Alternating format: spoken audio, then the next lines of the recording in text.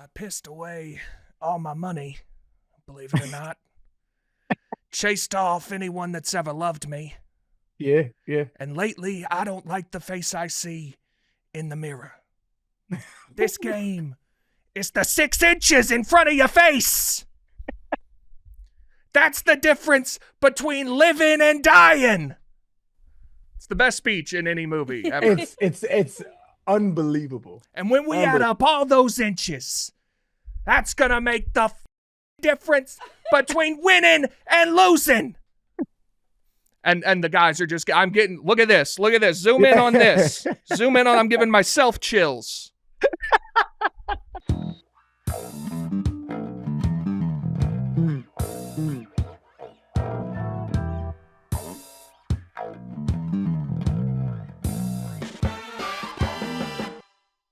There's nothing like getting to a baseball game, especially last minute. Lucky for me, I always use Game Time, the official ticketing partner of Barstool Sports. Game Time makes getting tickets faster and easier. Prices on the app actually go down the closer it gets to showtime. They even get exclusive zone deals where you let them choose your seats within a given set of zones, and you get huge savings in return. You can put those savings back in your pocket and spend them at the ballpark on a hot dog, a new hat, or some good old-fashioned Cracker Jack.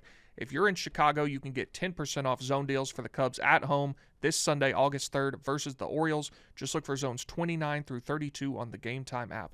Take the guesswork out of buying tickets with Game Time. Download the Game Time app, create an account, and use code MACRO for $20 off your first purchase. Terms apply. Again, create an account and redeem code MACRO for $20 off. Download the Game Time app today. What time is it? Game Time. So, welcome back to Macrodosing. It is Thursday, July 31st, 2025, and it's a beautiful, beautiful day to be a Brewers fan. I don't know what's going to happen tonight, but by the time y'all release this, we may or may not have swept the most important series in the season. And, you know, I'm still repping, got my Brew Crew shit on. It's a good day. PFT still out with his favorite family. You know, so we got the side pieces making great podcast for y'all today. We're gonna talk a little. I'm gonna fuck her name up. Brigitte Macron. Yeah. Brigitte Macron. Yeah. Brigitte Macron. And it's a Candace Owens saga that is fucking kind of wild, dog. And we had talked it over with our legal team to see if, you know, we may or may not get in any trouble for. I'm always down to talk about anything. I don't give a fuck. We know. But, yeah, I think we just have to use the word allegedly a lot and say that these are all things that Candace Owens has said. We are not saying them. We are just reacting to the things that she has put out. Ooh. And she's putting out some wild, very wild accusations, and we're gonna break it down in as much detail as we can. We're gonna miss some stuff because she put out an 8-episode series on this. Have you watched any of it? I watched the beginning. I couldn't watch all of it. I think 2 of them, and then I just stopped watching, but I've seen some of it. Got you, yeah. And we'll get into it. We'll get into it. But we got a good episode today. We're gonna go over some current events, news, stuff like that. What's going on in everybody's world? And then oh shit, Maddie, should I just do this live? I have my homework. You do. Wow. I got hold on, was there like a bet or some shit? That was not the consensus among the group. That felt a little aggressive, dog. I just we were talking 15 minutes ago, and the group decision was that we did not think you would have it. That's actually wild, man. You know, I know my reputation is very. I'm a little lackadaisical when it comes to logistics and things, but I told you I was gonna get it done. I got it done. Respect. And I even had, on top of that, right? I just sent it to the group. On top of that, you made up a name. Huh? You had a name too. Oh yeah. Okay. The name is gonna be. We could just reveal it, right? Yeah, we can talk about it on here. All right. So for those that don't know, I'm putting together a football series, that is going to be directed towards women as the demographic we're going for, that want to understand ball a little bit more, maybe a little hesitant to ask questions. When you Google, you don't really know what to Google, or if you find some article written by some dipshit that don't really know about football. You just don't know where to go, right? This is gonna be a little 8 episode for right now. It's a little series. It's gonna be called Her Huddle, I like which that. I thought was a pretty cool. Thought it was a pretty cool name. And basically, like I said, we're gonna break down the ins and outs of football at a very surface level, but we're gonna get a little deep so you understand why, for instance, your man's is yelling at the TV. Like, you understand fantasy football, you understand coverages a little bit, you understand play calling. And was I didn't want to do it alone. I wanted somebody that I could banter with, I'm that I thought laughing. was a brilliant man. My favorite white person in the world agreed to be on the series with me, and it is confirmed. I hit him up. He's happy to do it. Nick Terrani is going to be on. Wow. I love that you signed him up for more work without asking. No. I confirmed before I put him on the doc. Also, I'm laughing that you any opportunity to get Nick involved, you are going to take. Well, I thought I was okay. Like, I feel like I'm a pretty funny dude. I'm pretty witty and stuff like You that. are. But I feel like with this, I'm gonna be carrying more of the serious tone. I need a sidekick that makes it a little bit more lighthearted. Yeah. And that could banter with the women in the class that we're doing it. So I'm super excited about it. We got Nick on board. And we just need some women, right? And in here, I'm advocating for a little woke diversity. I do want some sisters in there. I do want some Latinas in there if we can. Not Macrodosing. Well, Macrodosing too, but Barstool's not known for their female diversity, so we're looking for some diversity in that department for our student section, because I want this to be a good enough thing to reach to where people that aren't even fans of Barstool, Macrodosing, me, or anybody can watch this and be like, you know what, this I've actually learned from this. I want you to send it to your mamas, your sisters, your baby mamas, your exes, all of that shit. That's the goal for this, right? We're taking it very seriously, and yeah, I'm excited about it. Her Huddle coming to you soon. I'm excited. This looks great. Looking through this, I think this is a great outline that you This have. is awesome. Looks really good. You know what? That's one of the most genuine compliments Big T has ever given me. I think it's really good.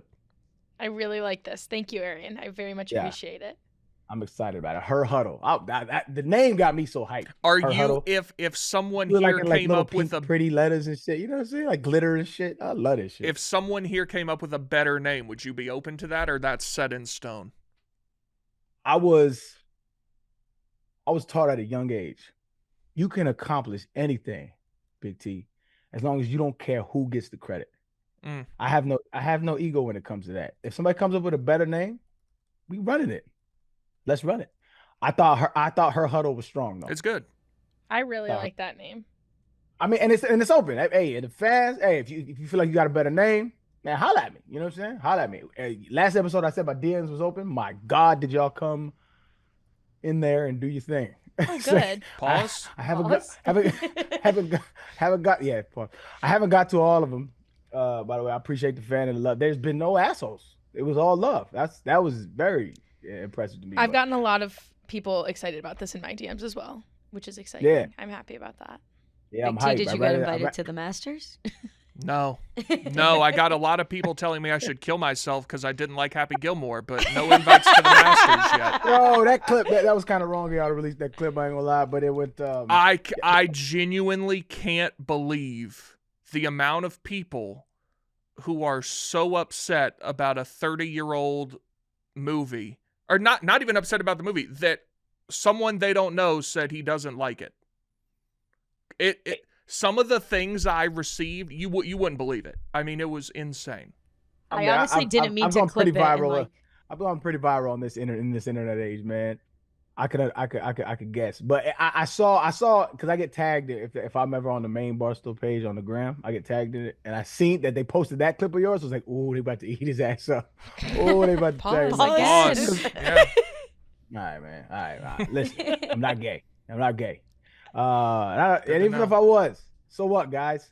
It's 2025. Would love that. But anywho, I think that they was about to get on your bumper, man, and boy, did they ever. But it was to be expected. Anytime you criticize a a cultural cornerstone, people are gonna be upset And about let it. me be Like, clear, I am so glad that people love that movie. That is awesome. You please do that. That it's okay. Like I'm so glad that you love it. I was stunned. I was stunned. I mean, I didn't read all of it because once I saw they was getting on yours, I knew they was probably gonna get on mine too. So I was like, I don't even want to fuck with. But like, I didn't disagree with you. Like, I understand why people like it, and I liked it for when it came out. But like thinking back, it's not great. Like, it's not a What good was the movie. You know one? what I mean? Most of what I've saw was just Instagram DMs because I don't get notifications on Twitter. But you responded to one that I did. Let me because the Oh, verbiage was just so striking. was it Twitter? Yeah, let me find it. I responded to one on Twitter. I think it was this morning. Here it is. This guy's verified. He has 20,000 followers, way less than me, but that's fine. An opinion like this on a public platform without being funny should have sincerely devastating and life-altering consequences. What? That is what a real human said about someone they don't know not liking 1996's Happy Gilmore. And he said he knows it's an opinion, correct? Yeah. I don't know, man. I was stunned at some of the reaction, but I responded to another one. Somebody tweeted me, Arian. They said, Arian, why do people hate Big T? And I said, man, it's the internet. Nobody likes anybody, dog. I saw you say that. And then I noticed I had that guy blocked. So I went to his profile, and it seems like it's mostly just him because he's had like all of his tweets were about hating Big T. Damn, so, that's dedication, man. You should feel proud. Listen, I put asses in seats. That's what we do. Hey, it's their duty. They wake up in the morning and say, how could I talk shit about Big T it's concerning. You should not care about me that much. But they do. Listen, it is what it is. I put the premise of your show into Chat GPT, hoping that it would come up with a better name than what you have. And I will report. Okay, spit them out. Yours is better than everything on here. Zone coverage with Arian. First down, first date. Know your X's and O's. That's way too dumb. Read option, football for the curious. Cleats and clarity. The only one I think that is like okay is Sundays make sense now. I think that one's like okay. I love that actually. The Foster playbook, enlightened football. Most of these suck. The Sundays make sense now is okay. That could be. What? That could be like the tagline. That's a good. Yeah, I love that. It's because my tagline was, let's see, my tagline was football explained to women that are interested in knowing the game a little better. Like that was just a very detailed. It don't catch. That's like an elevator pitch. That's not a. But that's what I'm saying. But even in the elevator pitch, if I was to say that, you'd be like, boom, boom, boom, boom. You know what I'm saying? That is amazing. Yeah. Women who just want to make Sundays make a little more sense. Yeah. That's how you open every episode. Shout out to AI and the algorithms and all the extra energy it's using to worsen our climate for that one. We appreciate it because I'm using that shit. What's 100%. Isn't Grok like polluting a town in Memphis or something? I heard that. I haven't looked into it. Me neither. I've just seen the headlines. Let's get a real time fact check on that. I want to say it was Bartlett, Tennessee, but that might be wrong. Is it just like is this one town? It's wherever I'm not sure. Let me. Elon Musk's artificial intelligence company stirring controversy in Memphis, Tennessee. That's where he's building a massive supercomputer to power his company XAI. Community residents and environmental activists say that since the supercomputer was fired up last summer, has become one of the biggest air polluters in the country. But some local officials have championed the billionaire, saying he is investing in Memphis. That's kind of his tagline, right? He's like, yeah, I'm fucking shit up, but hey, I'm also not fucking shit up. The first public hearing with the health department is scheduled Friday, when was this written? April 24th, so it was already done. Where county officials will hear from all sides of the debate and the run up. Let me get a more up to date. This was 2 weeks ago. Let's see, it's from CNBC. Trustworthy news source or no, Big T? CNBC. Yeah. I mean, it's. I'm sure it's fine. What is your most trustworthy news source? When None Big of T them. sees this, None of them. There's no trustworthy news source. I mean, yeah, there are. I don't. There's none that I see that I'm like, this is more. In terms of online stories, those are probably better than, like, obviously if you're watching stories on cable news, that's different. But if you're clicking something online, those are probably done by journalists, as long as they're not, opinion pieces or whatever. So most of those are probably fine. Probably fine. Gotcha. Yeah. I would venture to say, similar things, that I would just trust the article and then trust the primary sources, secondary sources, Right. so on and so forth. But I don't inherently look at an article and be like, that's probably bullshit, just based on who it comes from. I try not to do that because that is a literal logical fallacy. Let's see this one. Opposition to XIA's supercomputer facility in Memphis, Tennessee, intensified on Wednesday after environmental and civil rights groups filed to appeal a permit that allows the company to run natural gas burning turbines to power its massive data center. I love when I say that.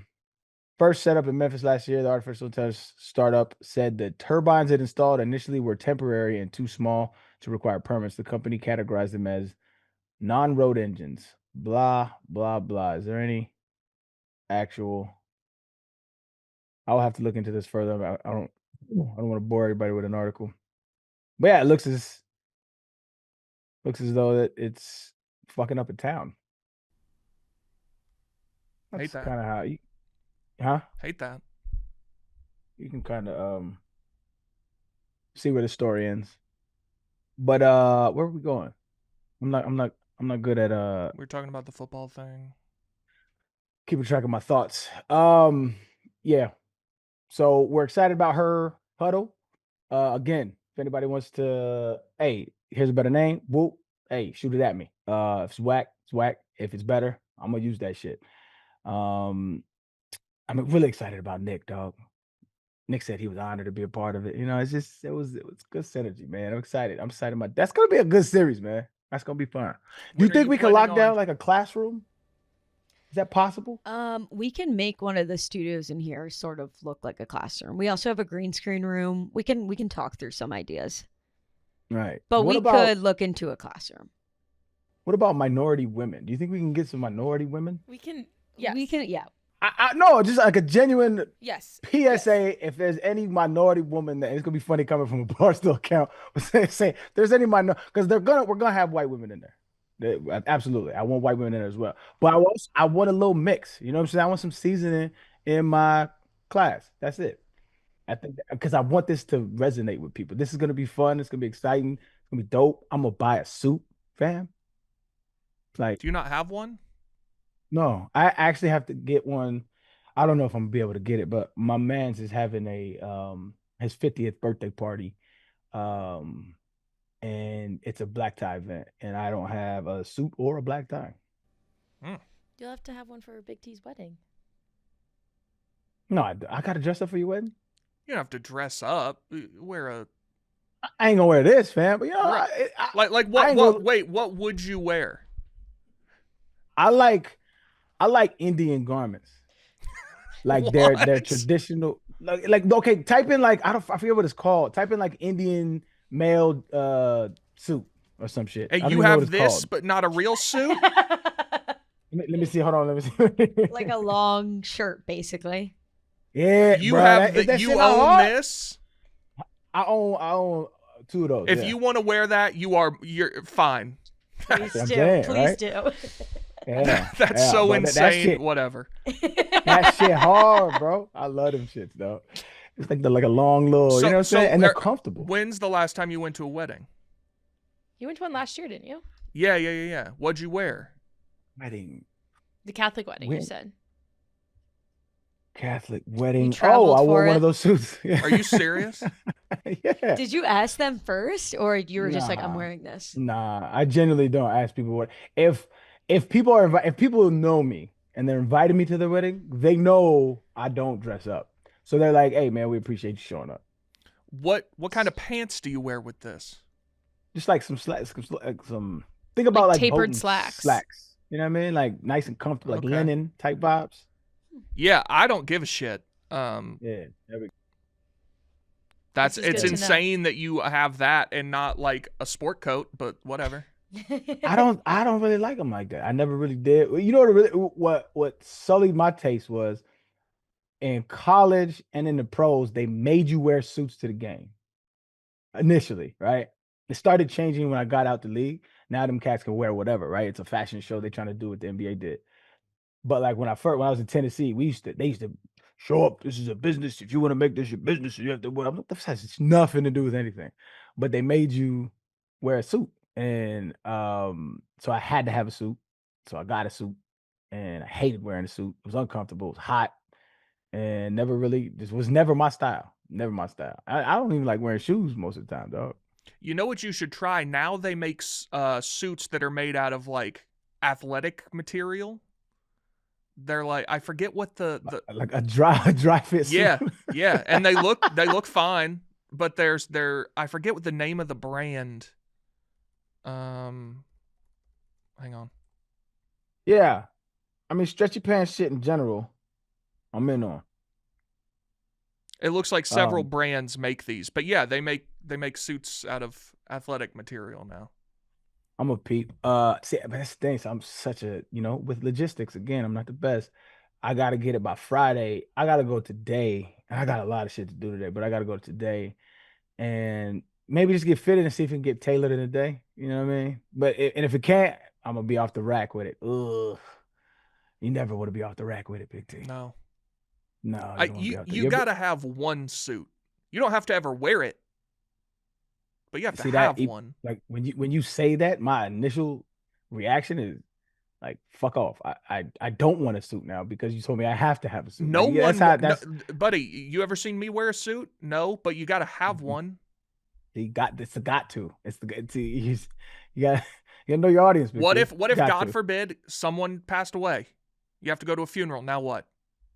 Why the fuck would they care if I'm in a suit or not? They're not here anymore. It's just what you do.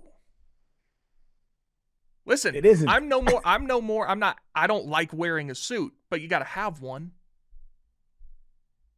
You know what it is? I don't like. There was a quote a long time ago that I've always resonated with me. Tradition is peer pressure from dead people. There's nobody enjoys wearing. There's a very small part of the population that enjoys wearing a suit, right? Like that want to wake up and put that shit on and get jiggy, dressed to the nines. Where they is just people that enjoy that shit. Like I follow. We always talk about the guy on it, Wisdom. He probably likes wearing suits. He loves dressing up. I follow his YouTube and I follow his Instagram. That motherfucker cold. I think he's amazing dresser. That is not my lane. I don't know about it. I don't want to know about it. When I wake up in the morning, I want to put on the most comfortable thing so that I don't chafe if it's hot outside. You know what I'm saying? And don't want to sweat too much. That's my thought process. Comfortable and don't make my body itch. I think the disconnect here is that in a situation where everyone else was wearing a suit, I would be very scared to not be. And I think you don't care. Oh, that would be hilarious. Right. I would revel in that situation. I would feel superior. I really would. If you were at a funeral, everyone else is wearing a suit and you're wearing what would you wear? I would be thinking, you suckers. No, but for real, what would you wear to a funeral? It depends on who it was. Okay. Like my immediate family, I am not dressing up for you. Y'all know me better than anybody. Why the fuck would I put on a suit for y'all? Would other people be wearing suits? Maybe. I don't know. That's on them. I would not require it. I already told my kids. They bury me in Chuck Taylors. That's my favorite shoe. All right. If anybody wears all black, they're not allowed in. I'm hiring 2 big ass Samoans at the front. And if you have all black on, you say you got to go change or you're not getting in. I'm putting it's in my will. You cannot wear all black to my funeral because it's a party, dog. It's a party. Strict dress code. No suits. No all black. I respect that. Yeah. I just still open bar by the casket, fam. Open bar. As you come to view me, Open casket, open bar. Open casket, open bar. This is Mando. As you walking by to view me for the last time before they put me into this beautiful Mother Earth, get you a drink. Get you a drink. And we'll have a little like I don't know. What's a fancy word for a big ass bowl? I don't know. Anyone? I guess not a vase. A vase is a different thing. Like a serving bowl. It's just like a big whatever. Cauldron. We're gonna a big old love it. Cauldron.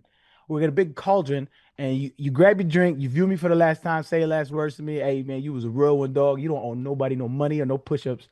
and then as you pass me by, you pour a little out for me in the cauldron. Oh. Respect. Yep.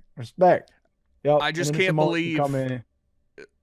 Listen, I'm looking forward to my wedding now, to seeing you stroll in now. I thought you were gonna say my funeral. No. I said, bro, I'm looking forward to your funeral, but I can't wait to see. No, my wedding when you stroll in an Indian outfit. I'm excited. I'm excited too. It's gonna be lit. You know what? I might get a new one just for your. When is it? How long I got? It is next summer. I don't know if I don't want to put the date out there. It's next summer. It's way too far in advance for me to get anything. I don't know. Oh yeah, you'll be doing it the day before. Yeah.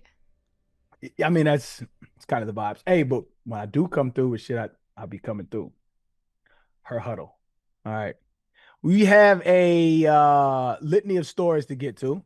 I started off with what I wanted to start it off with. I just want to reemphasize that the Brewers are 2-0 in the biggest series of this. I had somebody tweet me yesterday. He's like, I think it's kind of bullshit that we can't even call Arian a bandwagon fan because he picked him preseason. And I agree. And they weren't supposed to be this good. No, hell no. And that's what, which is part of the reason. It's got nothing to do with me, but I'm enjoying it. It's been a great I've said this, but it's been a great first year of baseball for me. Like this has captured me into baseball fandom. Imagine if they was the White Sox right now. I'd be like, it's hard to watch, dog. These get trounced every day. But no, they're not. Fun to watch. Good team. I do want to update. Have you heard any update on Jackson Churio?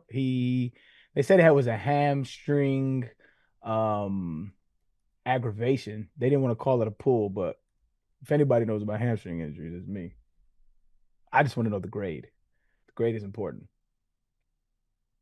Haven't heard anything, Big T? On what?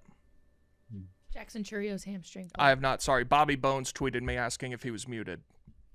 Who's Bobby Bones?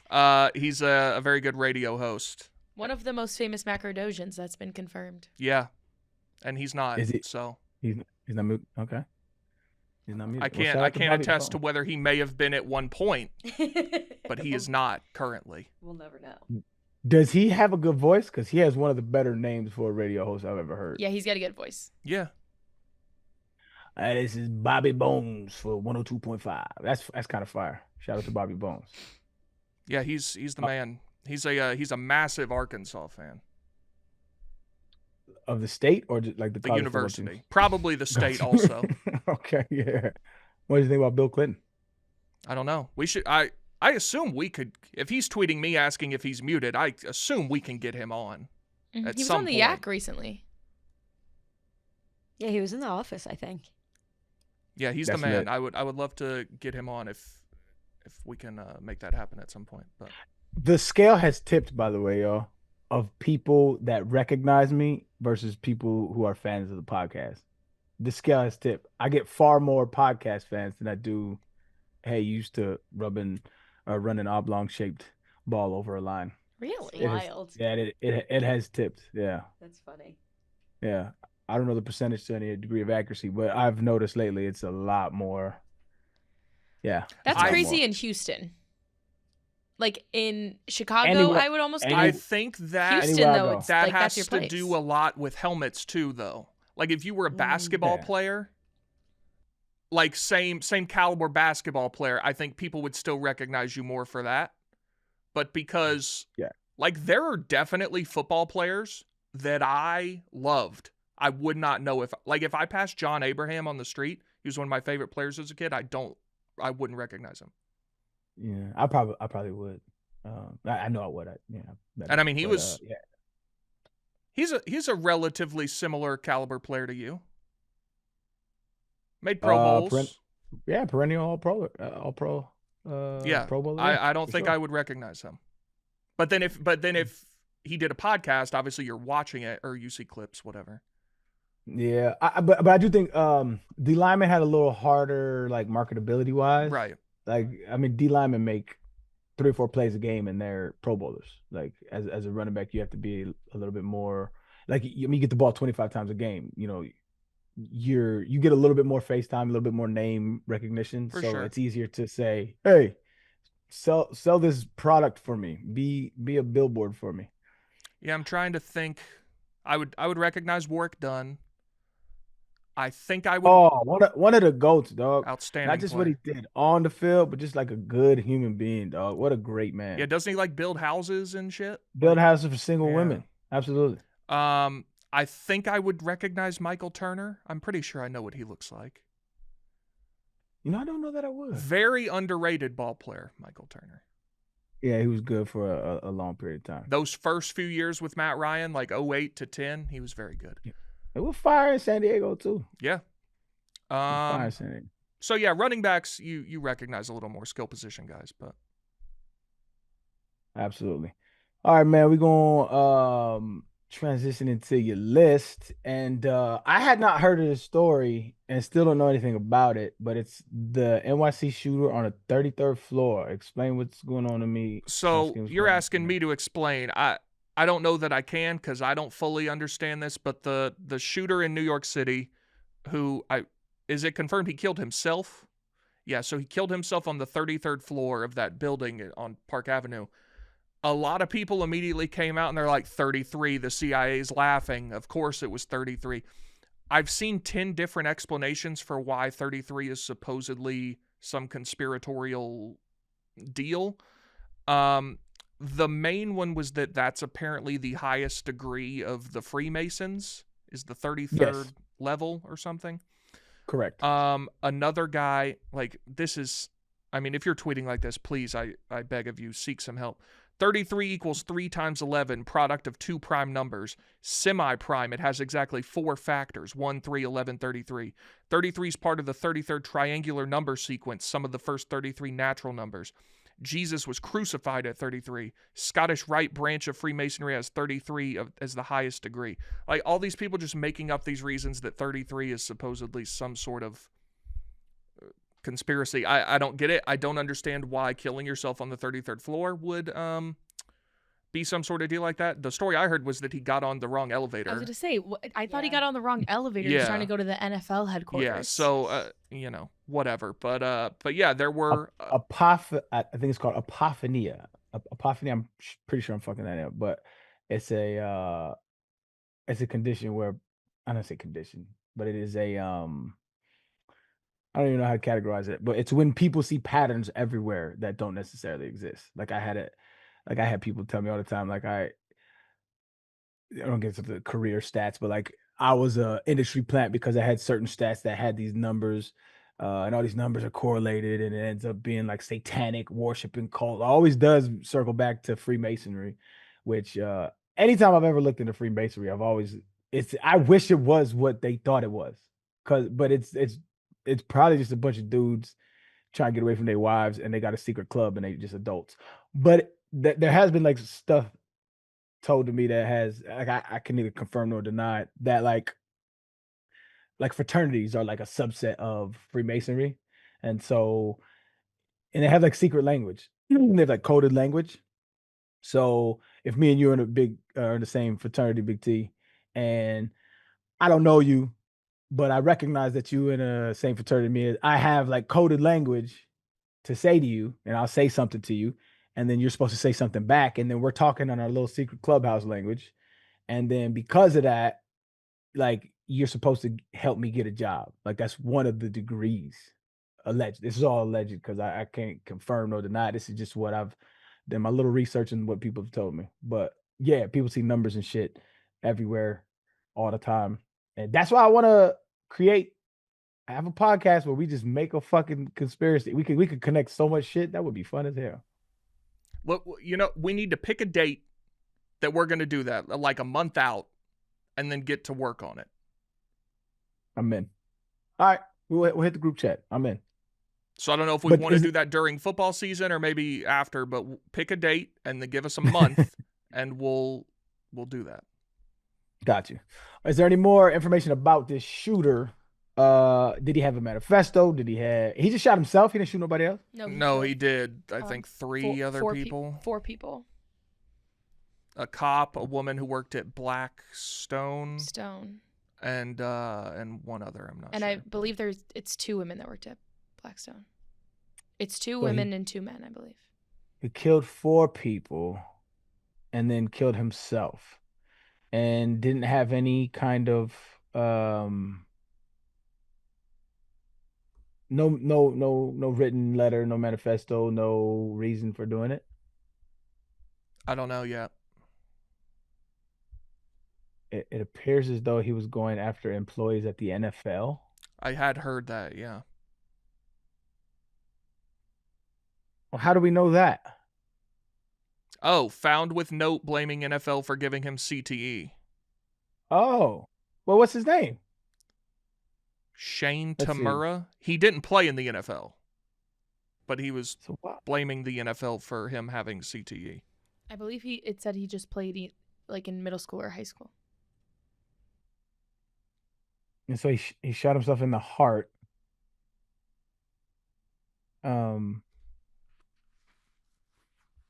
Okay, I guess it's an ongoing investigation.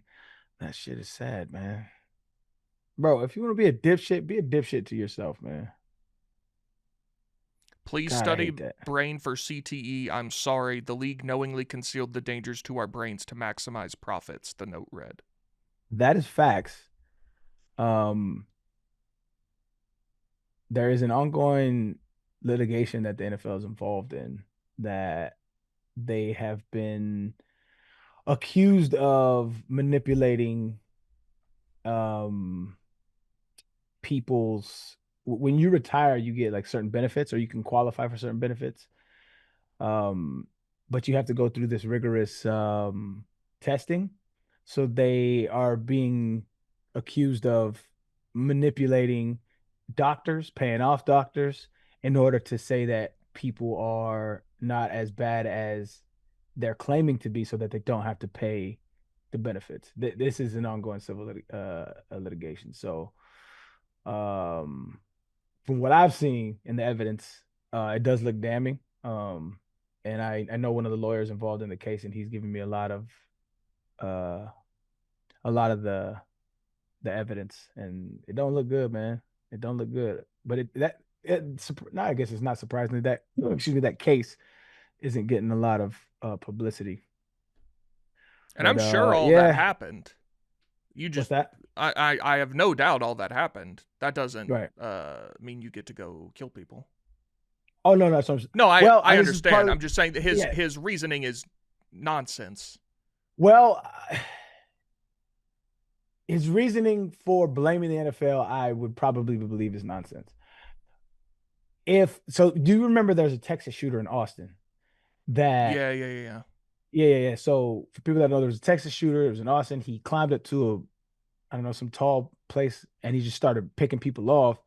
And he left a note that said, "I don't know what's wrong with me. Like, study my brain. Like, something's wrong. Something's wrong." And they found out that there was a tumor pressing on I think it was his medulla oblongata or something like that, which is like it heightens aggressiveness and violent thoughts or whatever.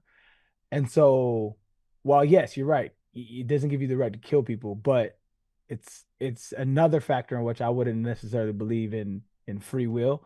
And this is an extreme case, but if if our brain controls our activities and there's literal anatomy in our brain that is telling us to do something or forcing us to do because of the chemical brain structure, I find it hard to believe that people can choose not to do whatever. But that's an wiring. exception to the rule. The rule is your brain, for a lot of people, functions normally, does what it's supposed to do. That is an aberration that happened to someone that caused them. And even then, I think that is a separate free will argument if you have something, a tumor or whatever that is pushing on your brain. Like, is that still free will? That's an interesting argument, but that doesn't,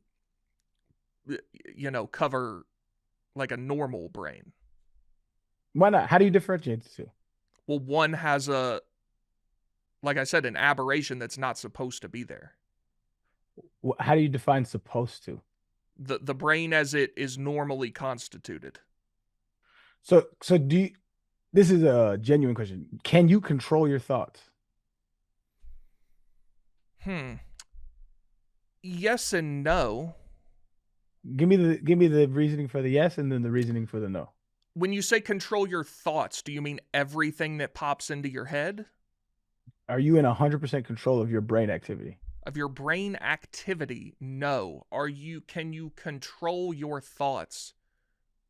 Yes, to a degree. Like if you think of something terrible and you're like, oh, I don't want to think about that anymore, you can go listen to music or whatever to distract your brain and take it elsewhere. That is you taking control of the activity going on in your brain to think of something else. Now, there was a thought that popped into your head involuntarily that you no longer wanted to think about. Walk with me there.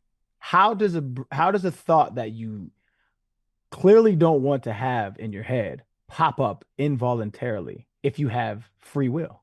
If you are in control of your thoughts, emotions, and decision making, why would you decide to have a thought pop up that is unwanted? I think you're conflating free will with, you said decide to have a thought. Like I just said, sometimes you can think of something without wanting that to happen necessarily. Let's say that's the premise of my point, though. But do you think anyone has ever thought about, I should go out there and shoot a bunch of people, and then later thought better of it and not done it? I would venture that has certainly happened. Yes. I would say that is someone exercising free will. They had a thought to do something terrible and then thought better of it and decided not to do that. So conversely, if somebody thought about going out and shooting people and executed it, is that an act of free will as well? Yeah, they chose to do that. With the caveat of unless there is a malignant tumor pressing on a certain part of the brain. I don't think that disproves free will. I think that's a mitigating circumstance that can make something more likely to happen. Right. And so what I'm trying to get down to is, like, this is why I asked if you have thoughts that pop in your head that are unwanted, right? We agree that they're unwanted. I'm interested into why you differentiate thoughts that pop into your head to actions. Well, because it's coming from the same it's deriving from the same place. It's deriving from the brain. Now, this is why I would say, to go a little deeper, let's go a level deeper. The reason why people choose to do different things is because of their experiences, right? Things that you came in contact to, people you've known, lessons you've learned, right? I would agree with that. But I would also say, in that same vein, that was also out of your control, right? So let's say we have two separate shooters. This is a very extreme analogy we're using, but let's say we have two separate shooters. One was raised well, taught all the great things, yada, yada, yada, good role models, yada, yada, yada, has a thought that pops in his head that I'm going to go shoot people. Thinks back, has empathy, had a mother that loved him, yada, yada, yada, says, you know what? I probably shouldn't do that. I should probably go seek help for these thoughts that are popping in my head. Another shooter, same vibe, has a thought that pops in his head, grew up abused, grew up in drug-infested homes, or people that didn't love him, yada, yada, yada, abandoned, says, fuck it, I'm taking somebody with me. So those two people had the same thought pop in their head. This is an analogy. One's environment led him to make a better choice than the other. I argue that is a tenet of free will, is your environment. The environment that you're placed in is also out of your control. So brain chemistry, which I would say that we have no faculty outside of brain chemistry and environment to make a decision. And the decision making from an environment and a brain chemistry point of view are both out of our control. Does that make sense? I think you're describing plenty of things that makes something more likely. Like if you the way you're raised and grow up, where you grow up, obviously that all has plenty of influence on how you make decisions, how you go through life. But that doesn't take away free will. How do you define free will? Like, what is your definition? Your of free will? ability to make your own decisions about what you do. I mean, just any like take yourself or me. I'm sure we've both, as I'm certain, you have thought before, I shouldn't do this, and I think about whatever thing. And I think plenty of times you have done the thing that you knew you weren't supposed to do, or sometimes you have said, I shouldn't do that, I'm not going to do it. You've made each decision with the same amount of information. Yes. So how would you say that that is not free will? You've made both. You've chosen both. It's not like each time you've done the same thing. All right. So I loosely explained that, but I think this is the disconnect. The disconnect is what I'm saying is I don't see another faculty outside of your environmental factors and the genetics that made your brain chemistry, right? Outside of those two faculties, there is nothing that you're making a decision, that there's nothing that's allowing you to make a decision.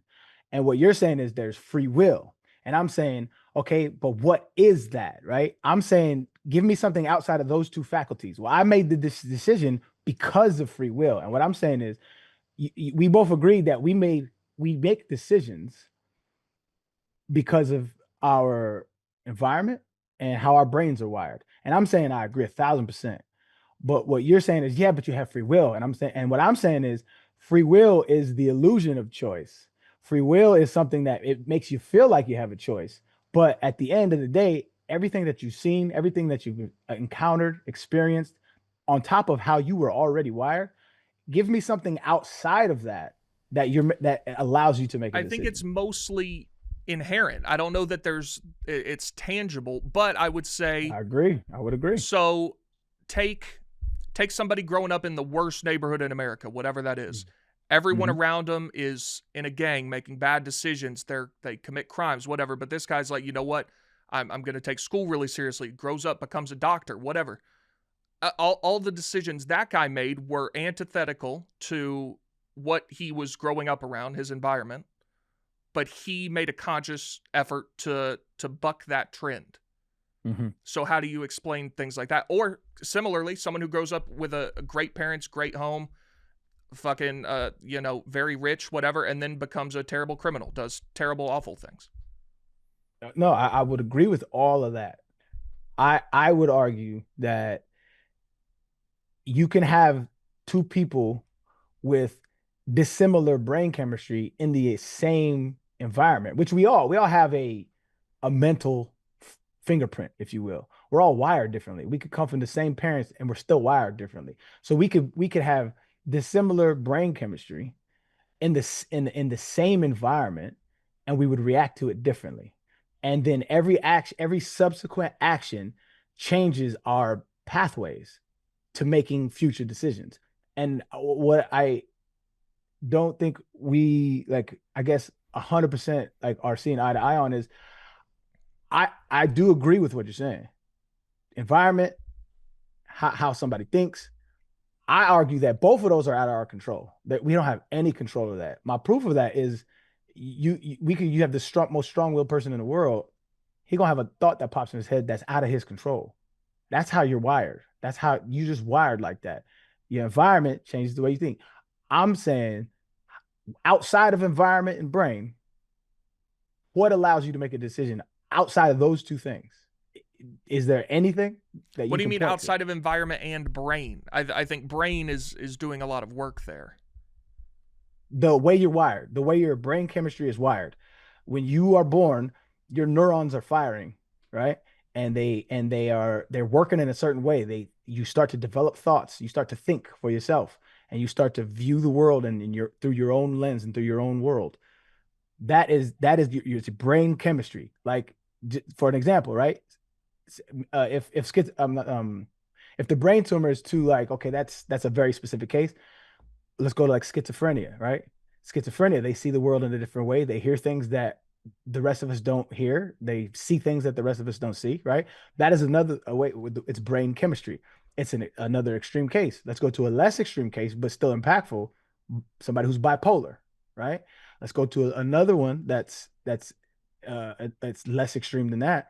It's just borderline personality disorder. And you can go down the line of the spectrum of how people's brains are wired differently and coupled with environment. So that's what I'm saying is outside of how your brain is wired and outside of your environment, I don't see how there's a way to make a decision.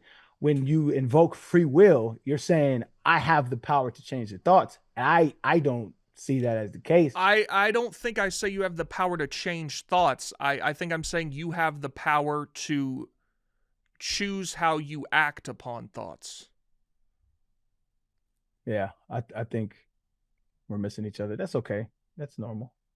What missing each other where? I understand what you're saying. I think there is more to. I think you're give me something outside of brain chemistry and environment that allows Big T to make a decision. I think it's inherent. I think it's just something that exists. See, I don't. That's doing a lot of caring. But you're certainly describing factors that make something more or less likely. 100%. If you're But you can choose. I think we live in a world of probability.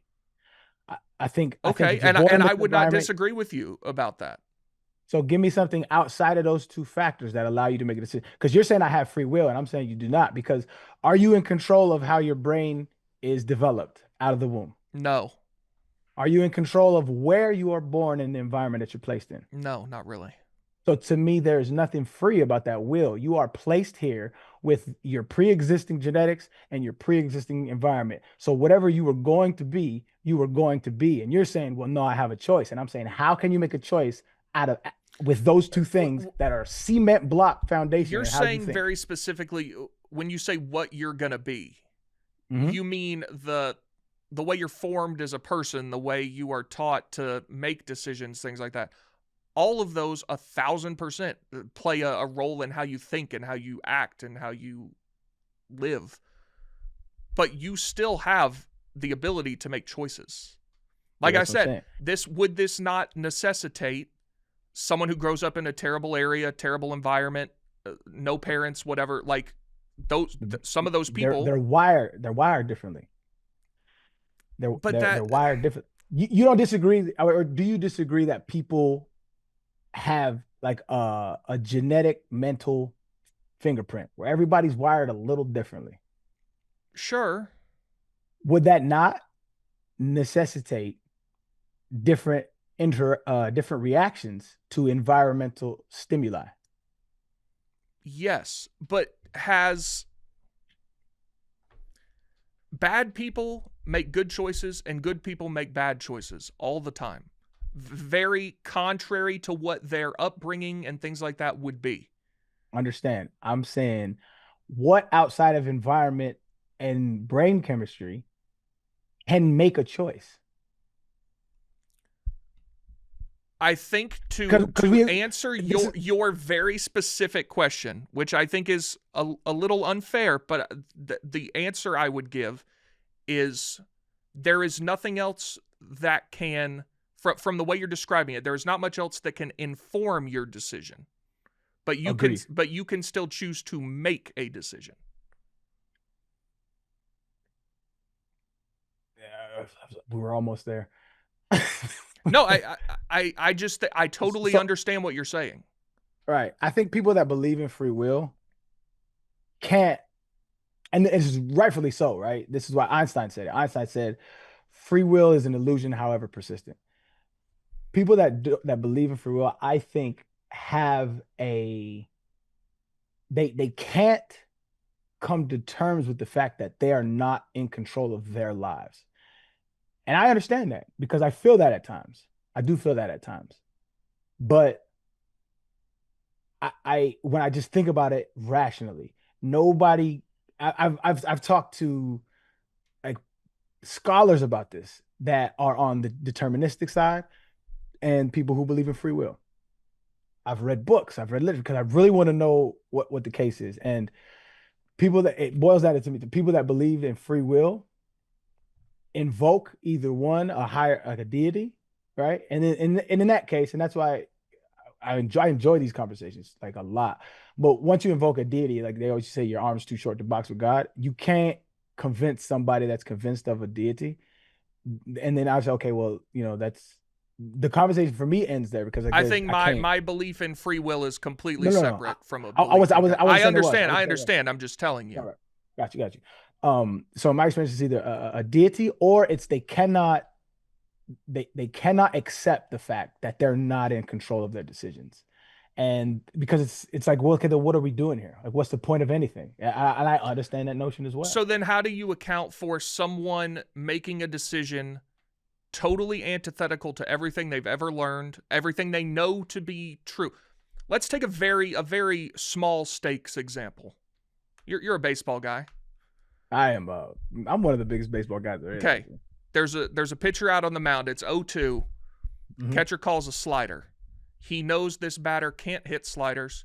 He knows he should throw a slider out of the zone, but he's like, fuck this. I am going to give this guy a 99-mile-an-hour fastball, and he's going to swing and miss because I fucking can, and I'm a good pitcher. And he shakes him off.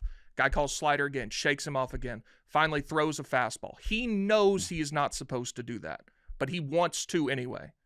So what causes that decision? I would argue. I mean, I don't. And it's hypothetical. There's no way of me actually knowing, but I would argue that more than likely, it is his experience. Maybe somewhere in his background, he in Little League he had a guy who couldn't hit the fastball, and he knew he should have thrown a fastball, and instead he threw a slider. So in his experience, this scenario, maybe it worked for him at one point, or maybe it didn't work for him at one point, but somewhere in his past, his experience, a coach told him, hey, if this comes up, this is what you should really do. There's some kind of like data point where he invokes his experience and says, I know better than to do what I'm supposed to do, quote unquote. And so I would chalk that up to environment. His environmental factor informed his choice. And so if, like I always say, I can pick up this water bottle if I want to pick up this bottle, but when it comes to making decisions, I believe every decision is a subsequent decision from the past experience or past reaction. And a lot of your reactions are out of your control. Like you agreed to, like a thought popping in your head that you did not want. That is an unwanted thought. That's just out of our control. I believe that pretty much everything is out of your control. And okay, so what informs a decision of something that's never happened to you before? Like I'm trying to think of an example. I think that's a great point.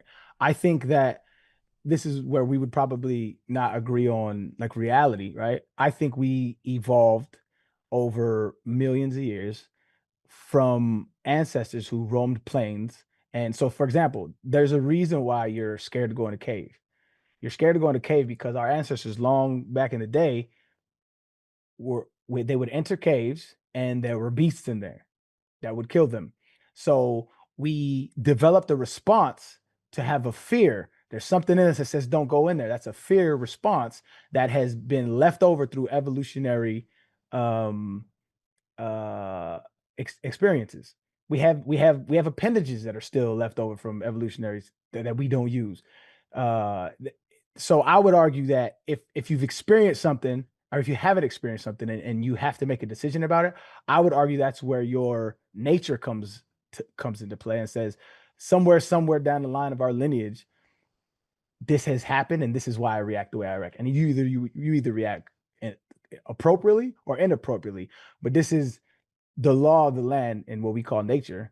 It's the reason why things exist in general is nature selects for good genes in their environment. And what I mean by good is environmentally advantageous, right? A coyote changes color, an orca changes the color of his back so that when it's on the bottom, it looks like light. When it's on the top, it looks like dark. So those kind of evolutionary changes are advantageous towards whatever creature's evolving. That's where we would probably part ways, but I would say that would be more likely to be the reason as to why he would make a decision to an experience he hasn't had before. But I think you just mentioned something that you hadn't mentioned before. You were like, it's your environment and your, Like, are you lumping that in with just how your brain is naturally conceived? What do you mean? Like you said, nature. Because previously you said the only things that can inform a decision are your environment and your brain chemistry. Yes. But you can say brain chemistry to mean a lot, and it sounds like you just also used it to mean like a naturalistic instinct, I guess. So when I said, well, yeah, that instinct comes from, again, it's like, so when you understand evolution is creatures adapting to their environment, right? Sure. And so that's what natural selection is. Natural selection is your genes over time evolve to either advantageous or not advantageous traits to interact with your environment. The not advantageous traits that creatures evolve, they'll die off. The advantageous traits that creatures evolve, they'll survive. And so when I say nature, I'm describing that process. The process of people choosing correctly and genes adapting appropriately to the environment, that is the process of nature. And so I'm not invoking another element. I'm describing the process that is. Like, I think a lot of the times, because we live in this high technological society, we forget, or we don't feel like we were evolved from roaming plane creatures, but we were, and a lot of those traits are still there. I think it's why anxiety is a thing. I think I heard Rogan say it one time, and I agree with it. Is like, if I don't think we're meant to just sit down and be at a desk all day. Like, we got to be active. Like, that's why after you exercise, you feel really good, because we were hunter gatherers. We ran, we chased, we got chased, and if that dormantness is not, I don't think natural for us, so to speak. But I can talk about that shit all day, though. I've read a lot of literature on it. I love talking about that shit. I feel like every time it's only you and me here, we end up talking about that. You know why? I think because we have opposite worldviews on almost everything, and our basic conversations boil down to these things, like a shooter. Why would you shoot? Boom, it'll come down to free will. Boom, it'll end up coming back to God. Boom, it'll come back to healthcare, whatever the case may be. Because I think PFT does a good job of riding the fence. Mm-hmm. Yeah. Let me shout out to him. That's why, he's been doing what he's doing for a long time. And staying neutral pays off, baby. I can't do it though. Moving along swiftly to your list. Again, I didn't hear about this story either. I've been grinding, dog, with these little kid practices. The FBI has the missing minute of the Epstein video. That's what a source says. Okay, explain it to me a little deeper. Is there any I mean, other... that's the long and the short of it. There's I think CBS is the one that originally reported it, but that someone said the FBI and DOJ have the missing minute. Well, because was it Pam Bondi or whoever said it was a computer glitch? Right. That why there's 1 minute missing from the video, but apparently somebody has it, and I would love to see it. I think I speak for everyone when I say I would love to see it. This shit is just, it's one of the biggest shit shows I've ever witnessed. This shit, if it turns out to be any kind of true, is killing, blowing Watergate out the water. And it's so self-inflicted. Like, well, not if he is in the files and is there some evidence that he did some foul shit, then it would be self-inflicted, but it would be he was trying to cover his ass, which makes more sense. Right, but then he would have been touting this forever, right? Like when he was running and everybody was like, release the Epstein files, he should have been like, well, actually it's all a hoax, there's nothing there. At least that would make sense from a self-preservation standpoint, but he didn't do that. He would be consistent. Right. I think that's his middle name. But he decided a month ago that, well, now it's actually all fake. Well, that to me, that's what's interesting. I'm like, okay, if you know these files exist, why say anything about them? Right. And now we've just gone from they don't exist to this is it, and now you blaming other people, and it's like, it's very, There was a video that I seen of Trump that was hilarious. He was a long time. He was probably in his 20s, 30s. He was getting interviewed, and the interviewer asked him, and this is why he's like the biggest bullshit artist ever, and why how he got to be president is gonna be studied for centuries. But he said, it was just like a regular interview, and the guy goes, "Who's your favorite author?" And he goes, Tom Wolfe."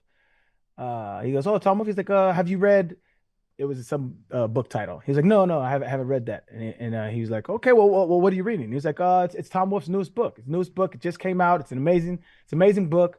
And then he goes, "Well," and then he names the title he just named. He's like, "That's his latest released book." And he's like, "Yeah, Tom Wolfe is just an amazing guy, and he's done great things. And honestly, I can't hear in my earpiece that well right now." And so he's just totally obfuscated. Obviously, he didn't read the Tom Wolfe book, but it's just like it's a little microcosm of how he conducts himself. And it's very, for anybody with an objective eye, he's been bullshitting for 30, 40 years easily. But for some reason, he has hoodwinked people to believe he knows what he's talking about. And I, for the life of me, cannot understand that shit. Oh, it's funny as hell. You should watch that video. It's funny as hell. But though. like, and Pam Bondi did the same thing though. She was like, "Yeah, we've got everything. We're releasing it." And she's like, "Actually, I never had anything." It's just something has obviously happened. So we need to know what it is. The interesting part is, okay, is it on some, all right, when the new regime come in? Because I would be surprised if the Republicans win the nomination next year because of this. I mean, not next year, next election, because of this. It would surprise me. Let's say there's a new regime change and the Democrats get in office. That's going to be the first order of business, right? So, well, I mean, these existed when Biden was president.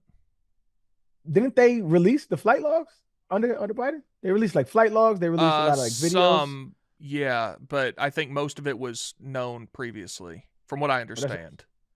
Yeah, I mean, I have a bunch of it seems to me that if Trump was implicated in like pedophilia, that would have been released under Biden. I would imagine. I would think, yeah, I would think. But again, they released flight logs. They released like video evidence of, like depositions.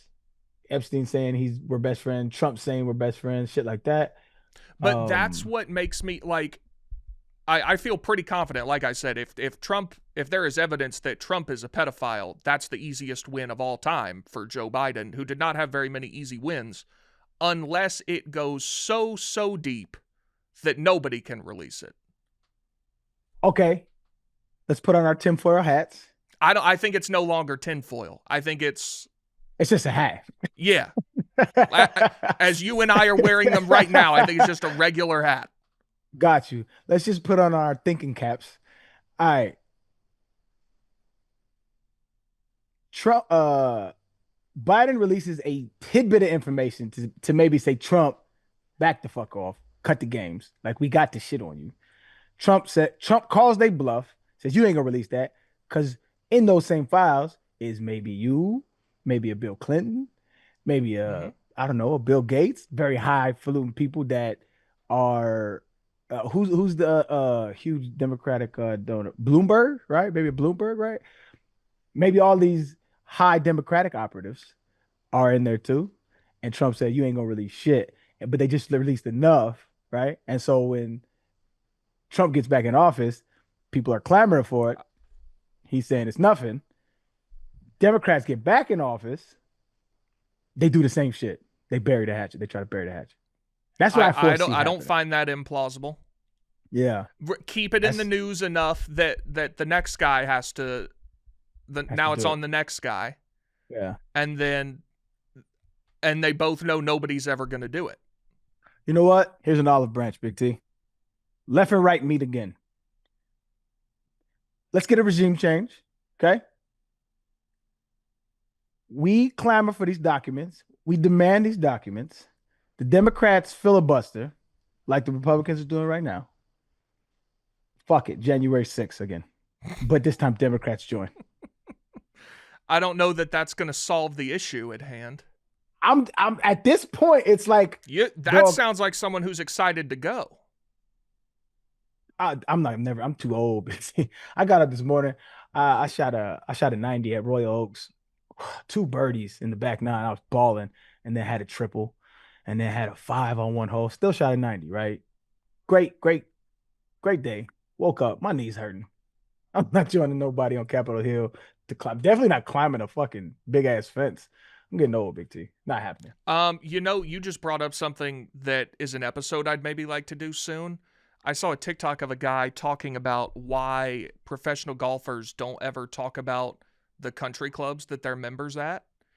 And he was talking about how, because these are the last like real private societies that exist in America, and like at these clubs, like Scotty Scheffler, there are people more powerful than Scotty Scheffler at Colonial Country Club or whatever. Oh, 1000%. And like yeah. these are, I find that dynamic very interesting, and like that's why you never see them with a shirt on that has Seminole Country Club or whatever, and they never talk about it. I'd be very curious to do an episode on like the most elite country clubs in America. There's a country club. I think I mentioned this before, but there's a country club here that does not allow women. There's no women allowed at this club. I mean, that was Augusta till what, 10 years ago, 15 years ago? Yeah. It's like the last good old boy network. And I think it was pretty recent where they allowed black folk. And I say recent, I'm like 20 years, something like that. But yeah, man, country clubs are like the last little. I've met so many. Rich ain't even wealthy. You know what I mean? Like just wealthy dudes that just, oh my God. It's insane. It is the last little. They're hanging on. I'm down to, I haven't heard any kind of stories or anything. Have you? No, not really. I just find the dynamic interesting. It's like people. It's like the last real thing that money can buy you that like that can't be infiltrated, I guess. That's maybe the wrong word. Like I don't know how to describe it. I just find it interesting. Like they're the last secret societies, really. Especially at the elite level, like the ones that I was talking about. Like you have to be in the upper echelon to like even get a chance, and then they have like sorority meetings to determine if they're going to let you in or not, and it's a whole they like thing. To keep it at a certain number. Yeah, like I was talking to my man who's a member at a pretty elite club here, and they're not taking no more memberships. He's like, you gotta wait for one of these dudes to die. He's like, this should be pretty soon. I'm like, hey yo. He's like, it is what it is. You're trying to get in.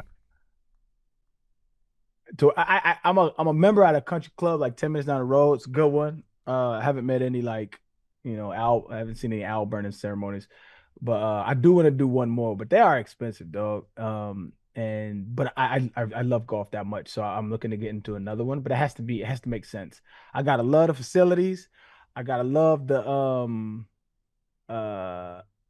obviously the practice area, and it does feel good to be pampered a little bit. You walk in, hey, Mr. Foster, can I take those for you? Clean your shoes for you. Serve you a nice hot meal after showers, sauna. Feels good to be pampered. Is yours one or two words? 2. I don't care. Shadowhawk. Mine ain't. There ain't no Al burning ceremonies going on that I know of. I ain't seen no adrenochrome in my Gatorade. Okay. Shadowhawk Golf Club. My baby's there right now. They have a kids tennis camp going on for 2 weeks straight, and she over there whooping up on them little kids. Shit funny. She an athlete, dog. Love that. Nah, you gotta come. Hey, hey, she gonna be at Wimbledon one day. That'd be sick. I should be that parent, huh? I've been thinking about being that parent. What, like a super intense? Severing our parental-child relationship for the betterment of their like King future. Richard in real life. Yeah. Or I guess it was real life. It's the Williams. Yeah, get your ass up and do these drills. Nigga, like we gotta. What do they call it? A champion? Is it a champion? Grand slam? We got a grand slam to win, dog. Major. Tennis, they're grand slams. My dad wants to live through me. Or what's that 30 for 30 Todd Marinovich? Yeah, you don't want to be that though. Yeah, that's I don't know Todd. Who's that? What do he do? He was a quarterback prodigy whose dad was the nut job to end all nut jobs and Yeah. completely ruin both of their lives. Fire that fucking pigskin. Name that movie. I don't know. Come on, bro. You should have said. Fire that fucking pigskin. I think we Fire talked that- about it before, and I can't remember. He put a Coke can on his head. He's like, Dad, you're drunk. And in front of everybody knows. Fire that fucking pigskin. Oh, you know what it is. It's Big T. Dad, you're drunk. Well, Dad, you're drunk makes it sound like Friday Night Lights. No. But It's around that vibe. A little less serious. is it a little less serious? I don't know. It's a movie or a TV Yeah. show? The movie. Movie. Blue Chips? That's No, basketball. You have one No, word. It's basketball. Yeah. You have one word correct. Blue? Yep. Because I was thinking Blue Mountain State. Right, yeah, it's not Blue But that's Mountain a TV State. show. Blue, Oh, Varsity Blues. There you go. yeah, I still haven't seen that. Yeah. Oh, really? Yeah. Pop that one in, Big T. Add it to your list. All right. Pop that one in. Don't. I think you'll enjoy that movie. Okay. John Football. Voight. It's one of. It's there's like yeah. There's like a few football movies I like. I don't like a lot of football movies. They get really corny. Do you like But, Friday Night Lights? I loved Friday Night Lights. Okay. I think that was one of the better ones. I think the best one of all time is Any Given Sunday. Oh my God. I will watch Al Pacino's last speech. Oh, it gives me chills every time. Oh. I tell you what, today's July 31st. August 1st is that's the start of football season. Will we get copyright ban if that's the start of our show? Yes. Yes. Just go watch it. Very much You know so. what? Big T, learn 2 minutes. It's like 4 minutes. Will you learn it? I know most of it. But I'm saying, will you learn and then start the show like that? Maybe. And then we'll put like little music in the I background. pissed Come on now. away all my money, believe it or not.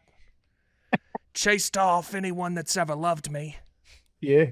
And lately, I don't like the face I see in the mirror. This game is the 6 inches in front of your face. That's the difference between living and dying. It's the best speech in any movie ever. It's unbelievable. And when we add up all those inches, that's gonna make the fucking difference between winning and losing. And the guys are just, look at this, zoom in on this. I'm giving myself chills. I'm fired up. I've been I've been watching Joey Aguilar tape. I'm ready to go. Hey man, that is by far the best speech that has ever come across. I don't think it's like a sports movie. Like it's just a movie in general. Like just amazing. It's so good. We'll get back to the show in just a second, but Macrodosing is brought to you by Pardon My Cheesesteak. Pardon My Cheesesteak has a brand new combo on its menu, introducing the Big One, an original classic cheesesteak, your choice of brownie bites or donut dippers and a drink, all for a discounted price. Perfect your game day meal or late night eats. Pardon My Cheesesteak offers a wide variety of cheesesteaks, loaded fries, and popular desserts, all delivered right to your door. Go to pardonmycheesesteak.com to order with code PMC20 for 20% off. Did you see the Buford High School in Atlanta just got a new $62 million football stadium? It's unbelievable. It's so sick. What? Dude, go look at it. Buford? How the fuck do you spell Buford? Buford. They're a powerhouse. Buford? It's better than probably every FCS stadium. Holy shit. It's got luxury boxes. It's got a mini field Yeah, for the little kids. in the end zone. Okay, so is this state funded? Is this I mean, donated? it's a public high school. I don't know how they paid for it. Either donors or taxpayers, right? I'd assume there was probably a lot of private donation for it, but it's so sick. This is unreal, Yeah. though. This is better than half of college stadiums. 10,000 seats.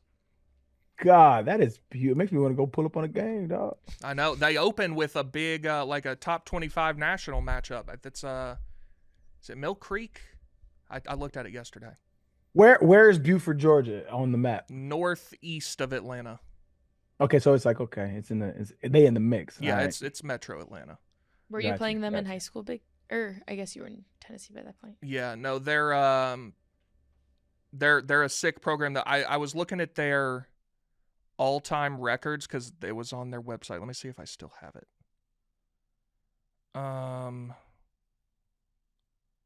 Damn, it was just saying their all-time record, and they're like 87-2 at home in the last 20 years and shit. It's crazy. Well, they got a little. They recruit. Oh, here we go. Since the year 2000, 221-14 overall, 152-8 in the regular season, 82-3 at home, 70-5 on the road. Just insane. 152-8 is wild. Yep. A $60 million stadium is wild, and you still ain't in the top 3 states of football. That sucks.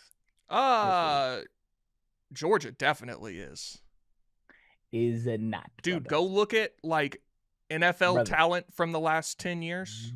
Brother. Go look. Top 3 states in football will not move. So you're going to say California, Texas, Florida? Yes, sir. I would say it's... What's your metric? I'll tell you, I would say NFL talent that comes out.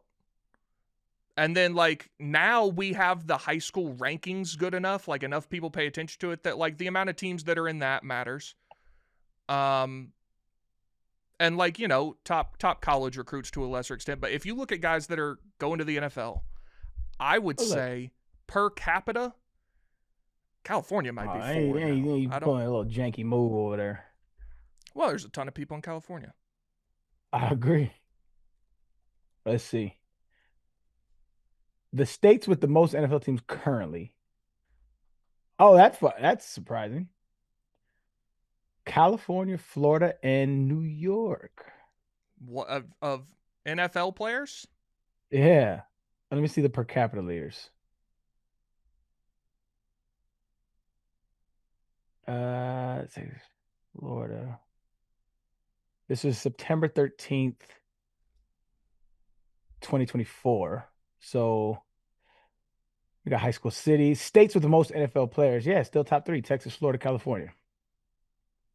Texas has 190, Florida has 176, California has 168, and not too far behind is Georgia with 146. So this year in Max Prep's preseason top 100 teams, Georgia has 16, California has 15. And what? Their preseason top 100 rankings. We don't pay attention. I'm just looking for actual. I want scholarships. I want drafts. I want NFL rosters. That's what I want with the real shit. Because there's a lot of bias that goes along the ranking. I was a 3-star dog. I know a 2-star that got a full ride. I know a 1-star that made it to the league. You know what I mean? I know 5-stars who, are chilling. I'm trying to find. Okay, here's from this year's draft. Texas led the way with 6 former high school football players taken in round 1. California, Florida, Georgia, and North Carolina each had 3. Yeah, it's pretty consistent. But it's those 4: California, Florida, Texas, Georgia. Yeah, but it's the big 3, Big T. I'm just telling you need to pay attention to Georgia high school football. Try to sneak your way into the big 3. You can't. Listen, I have far more allegiance to Tennessee than I do to Georgia, but I'm telling you, Georgia high school football 6A is insane. Yeah, it's number 4. It's amazing athletes coming out of that place. Just not as much as California. Well, yeah, California has 70 million people. Get a bigger state, dog. That has nothing to do with me. You know what I mean? Georgia had part of California if we still had the original borders. You want to go back to original borders? I'm just King George. King George said that his state went from the Atlantic to the Pacific Ocean, which would currently encompass Los Angeles, actually. Yeah. So, colonizer motives aside, California is still top 3. I have another take that people aren't going to like. We'll go back-to-back shows with it. Fuck it. Run it. I like high school football more than the NFL. College, high school, NFL. High school football is fucking awesome. Okay, I'm listening. Like, it's just so, like, if I lived in Buford, Georgia, I don't know what it costs to become like a suite holder at the new Buford High School Stadium. Oh, please look that up. Let's do the guessing But dude, game. that is, I mean, I bet the inner political machinations of that are as good, if not better, than college football. Like being in the inner circle of an elite high school football program. All right, you've mentioned everything but actually watching the game. What about the game do you like more? I mean, the games are cool. They're fun. They're great. But like high school football, it's just the entity. I love everything about it. You just want to be a dad at a high school game. I do want to be part of like I want to be part of a touchdown club. You know, I want to be the president of the local chapter. But so no affiliation to the high school. You just want to be no. with Like the high school. where my kids go or whatever. But being in Okay, let's say you settle down and you move. This podcast dissembles, and you like, okay, I'm going back to Georgia. You go find you a house. I'd move but to your Tennessee. kids- I'm not paying state income tax again. The next place I Okay. move, I will not be paying income taxes. All right, so let's say you move to Texas, Mm-hmm. right? You move to Texas and you find your little town, but your kid's only 5, 6, 7, 8, 9, 10 years old. Well, It's like that's you when you start getting involved, so that by the time they're in Okay. high school, you're a head honcho. You're a staple. You calling the shots. Yeah. You setting the price of the hot dogs at the concession stand. Yeah. Got you. I was actually saying to Madeline before the show, like from 18 to 26, 27, if you like wear a shirt from your high school or whatever, that's weird. Like if you're in college wearing high school stuff, like you shouldn't do that. What? Yeah. You don't agree with that? Nah. I said where I'm from, every man does that. Maybe if you because like let's say you were just like a regular student, went to college, like, and you repping, especially when you go to college, like you rep where you from. That was the biggest lesson I learned when you go to college. Like you rep where you from. Like, and so I used to call back to the school. I'm like, yo, I need XL shorts, basketball shorts. I need shirts. I need warm-up shits. I used to wear my shit all the time. I still have some Mission Bay Buccaneers Well, so gear. that's what I was going to say, though. I don't even have a big problem with it. I just think now most people don't do that from what I have seen. But now I feel like I'm at the age where it's plausible that I could have a 5-year-old that's in the school system. So now I'm back into like my high school. Like I watch my high school's football games. Okay. And like are they televised? They're on YouTube. If you told me that I could pick, I'm not going to say that. People get too upset. But I love high school football. Nah, I'm kind of interested now. I love high school football. You don't love the actual game more. You just love. But see, like I've said before, that doesn't matter to me. I don't care. Like the NBA is quote better than college basketball. I think it sucks. I find it unwatchable. I can't watch it. I love college basketball because I love college sports generally, but I care about a particular school, so watching them is very enjoyable. I don't care about like how awesome Kevin Durant is. That's great. It's fun, but I can't watch it. I just don't care. You like the communal aspect around Yes. sports more than you do the actual sport. Correct, which is why I love high school football. This fall, I might go up to the high school that Brandon goes to watch games and just go to one. Does Chicago? Oh no, he lives in Milwaukee, right? He lives in northern Illinois, yeah. Right. So does Chicago have good high school football like that? I don't even know. I don't know about football. Basketball, there's some schools that are really good. But like high school basketball, I think probably high school basketball is probably funner than high school football. No. Maybe that's because I'm a football player, so like I look at the games, I'll be looking, I'm like, this is hard, it's bad ball. Like it's hard to watch. But also unless there's like a talent out there that's like, yo, this is get busy. Yeah, I mean, obviously I would prefer to, if I'm just going to a random high school football game, I'd prefer it be between two schools that are awesome. But like, makes sense. Going Friday night, it's 64 degrees. It's the wind's blowing a little bit, like a rivalry high school game. That doesn't just get you jacked. Not necessarily. A high school rivalry football game. That's as good as it gets for me. I'll tell you what happened yesterday. I'm coaching these little kids, and have you seen Ratatouille, the movie? I have not. I've not. It's never crossed my desk. I'm getting tired of this, actually. You know what? Let me not. I know what Big T, happens. I'm familiar. All right. Well, there is a scene in Ratatouille where I'm gonna spoil it now. Go for it. It's been out for You 15 years.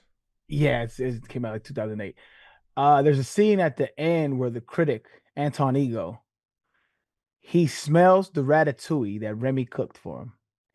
And it's like a flash, his life flashed before his eyes, and it takes him all the way back to him as a kid sitting in his mom's kitchen, and his mom made him ratatouille. And I had that moment yesterday when I was coaching. The head coach was we were doing some like defensive pursuit drills, and he was like, "Hey, coach, will you just stand back there, be my running back?" I was like, "Yeah, I got you." He's like, "Okay, we're gonna do a sweep left, just kind of jog to the left and let him come at you." I'm like, "Bet." I get in my stance. I see the little kid defensive lineman getting their stance. I see the little linebackers put their hands on their pads, and it was just, I smell the grass. I was like, oh my God. It was an emotional that I could not explain. It was such a rush of emotions. Good, bad, ugly, great, smell of grass, tears, joy. It was an unreal moment. And then he said, "Hike." I got the ball. I gave a kid a little shimmy. You know what I mean? I had to give him one, and then I let him come tackle me. But it was an unreal moment, dog. I don't know how to explain that. That's cool. There's got to be a word. There's got to be a word for that somewhere.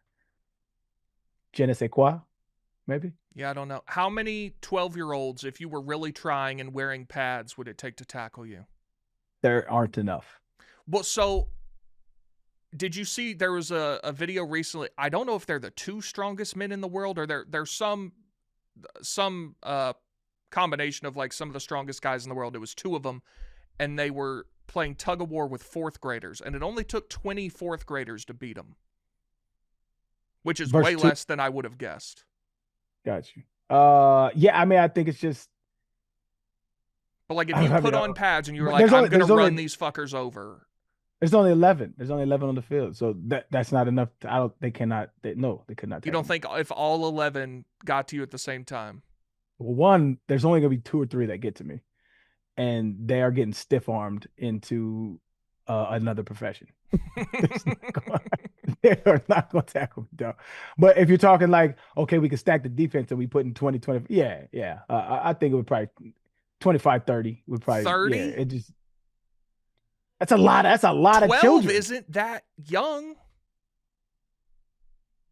They're 12. Listen, I'm not saying 3 of them could bring you down, but it's less than 30. Put my hand in his. I'm gonna send you a clip of me stiff arming a grown man. Listen, 1,000%, and you can do that to 5 of them. I got a grown man that he woke up in the morning for 10 plus years of his life. He hit the gym, he hit the weight room, he was pumping. I'm gonna be in the NFL. He made it to the NFL. He made the roster. He's getting millions of dollars. He's supporting his family. He catches me on a corner. And I ain't seen him in the league since. What game was this? Cincinnati Bengals. Do you remember what year? Playoffs. He was even the starter in the playoffs. I'm trying to find it. We're gonna find it. You're gonna find it. Just type in Cincinnati playoff Arian Foster run. I'm sure some shit will pop up. Here's a sick one somebody had on Madden. Nope, wasn't there for that one. Did you score on the play? Oh yeah. Okay, so I think I found it. It was the closeout to the Houston Texans first franchise playoff win. That was the cherry on top. It was an amazing moment in my life. Oh, I got it. Got it? Well, is it? Yeah. This one you just kind of went around him. No. That's the wrong one. Like you kind of stiff arm a guy, but you kind of just like he didn't go down. It was him. It was me getting him off. I have other ones I can give you, But that's not the point. The point is, No, I understand what you're saying. yeah, But in no world can a 12-year-old tackle me. One, of course not. But 16 of them might be able to. You got to get close. How you gonna get close? We're on a regular field, right? Are we so I guess that's an important distinction. Are we saying that it's just snap of the ball, they don't know the play, and now you're outrunning them? Or how many that it is a given that they are tackling you? How many before you can't run through them anymore? You can, okay. So I have how close are they to me? All these details matter. Let's answer it both ways. I think you're right. If you're running toss left and they don't know what the play is, and the guy tosses you the ball and now you're just going, yeah, you could outrun all of them before they could tackle you. That's not even a question. Let's say you're doing. There are cones 10 yards apart. You are running straight through. There's 40 of them. How many before you get brought down? Much less than 40. Much less than 40. Yeah. I think 4 to 6 probably can do the job if they're willing to sacrifice. Like so one, that's like what I'm one saying. of them got to, huh? That's what I'm saying. Like, given that they are tackling you, how many before you went down? Yeah. So okay. So the biggest, I guess, differentiation between like little league and then high school and then college and the NFL is somebody's will to be hurt. Like that is the best way I describe it. So if I would say 5 to 6 dogs that are 12-year-old that say I don't give a fuck, I'm head hunting. I feel like they could get the job done. 10-yard cones. I gotta do my best to run through them. I will hurt a couple of them for sure, and it's gonna take all of them. But I think maybe 5 to 6 to 7. And just off the mirror of like, there's a lot of bodies in the way, and it's hard to step over all of that shit. But like, it would be tough because, I mean, they just bodies in the way. That would be tough. Have you ever seen those videos where it's like little league practice, and at the end they want they have the moms tackle the kids? Yeah, those are great videos, man. Really, really wholesome shit there. How's your team coming together? How's my what? Your team coming? If I'm being honest, man, I think we're behind the 8 ball right now. I think we're behind the 8 ball. Local like rec league situation, or are y'all playing like other? Yeah, no, we play. It's real. This Texas football. Yeah. Okay. Tackle. The reason why I think we're behind the 8 ball is because this is just from my vantage point of me knowing ball.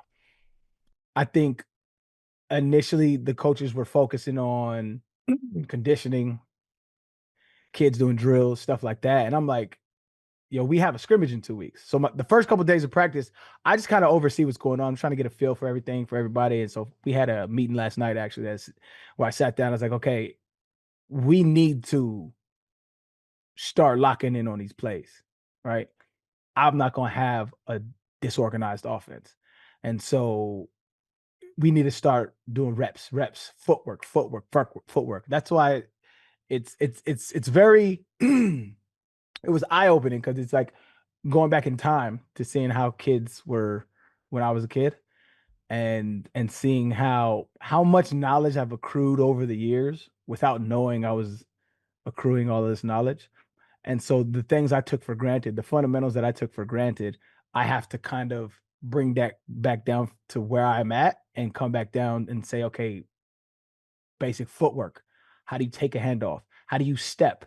How do you, like, those kind of things need to be built from the ground up in order to run a solid offense. And I think that learning curve for me is it's been fun, but it's gonna be a challenge, because I don't know, I was always one of those kids that you tell me once, I'll get it done. So we got a lot of shit to do, a lot of work to be done, but I'm excited, man. I couldn't have told me last year I was going to be coaching football. Do they like understand that you're their coach, like who you are? Not yet, I don't think. Yeah. The coaches haven't said, yo, this is who this is. This is what's going on. Nah, I'm just a guy out there to them right now. There's this one little white kid that came up to me after practice. He said, he walked up and said, hey man, thank you. I was like, you're welcome, man. He's like, thank you. He did that. I was like, Because none of That's your boys aren't on that team, right? Nah, they don't want to touch football. They don't. You know what I mean? They don't want I mean, what's nuts? If those kids are 12, they were born in 2013. You were in the prime. They don't know you from Adam. Yeah, they don't know. They don't know me at all. They don't know me at all. But like again, so I don't know how it is nowadays, right? When I was growing up, if when I was a kid, if you were a college athlete, I looked at you like a god. I don't know how it is nowadays, right? There's internet and there's a much further reach. But I remember thinking like there was this cat named on the New Mexico Lobos when I was a kid, Kenny Thomas and Spider Smith. Kenny Thomas ended up playing for the Sixers for a long time in the league.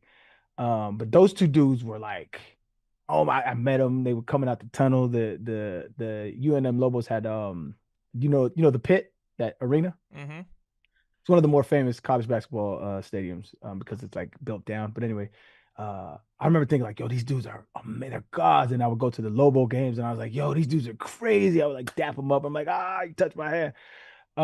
So I'd never met a professional athlete before. If I had met a professional athlete, I'd have lost my shit. I'm like, yo, this is insane. Like, what are you doing? But like, again, they're from a different city. They probably see people they like a lot. I don't know, but I would lose my shit. Who knows though? I don't know. Have they I'm excited. Has anyone sat them down and been like, hey, this guy played in the NFL? I don't think so. Like they legit may not know. I'm not saying like possible. They should, but I'm and maybe we blow my cover later on in the season, but I don't want my respect to come from, oh, he played in the NFL. I want my respect to come from like, damn, I respect the way you're coaching me. Like, I'm not a coach that's going to yell at you. I am not yelling at you. One, because I don't have that voice. You know what I mean? I got a dad voice, but I don't got like a coach voice. The dad voice is like, hey, and then I kind of like shocks and jolts them and they drop whatever they're doing. The coaching voice is not the same. It's like I don't have that. I'm nice. I'm cool. I'm a player's coach. Hey, I'm only gonna tell you once. This is what you got. We got to get this done. Do it again. Nope. Do it again. Like that's me. I ain't finna yell at you, though. That's not my vibe. I can't do that. But super excited. I'm gonna give updates throughout the season. Is there anything else on this list that we haven't tackled? There was one more, but we can skip it if you want. Got you. Cubs are up 5-1. Go ahead. There's two things that have happened in the news since we started recording. If you wanted to touch on those, I sent in the group chat. Did you see this? No. What's going on? Gilbert Arenas and 5 other defendants, including a suspected high-level member of an Israeli transnational organized crime group, were arrested today on a federal indictment alleging they operated an illegal gambling business in which high-stakes poker games were played at an Encino mansion Arenas owned.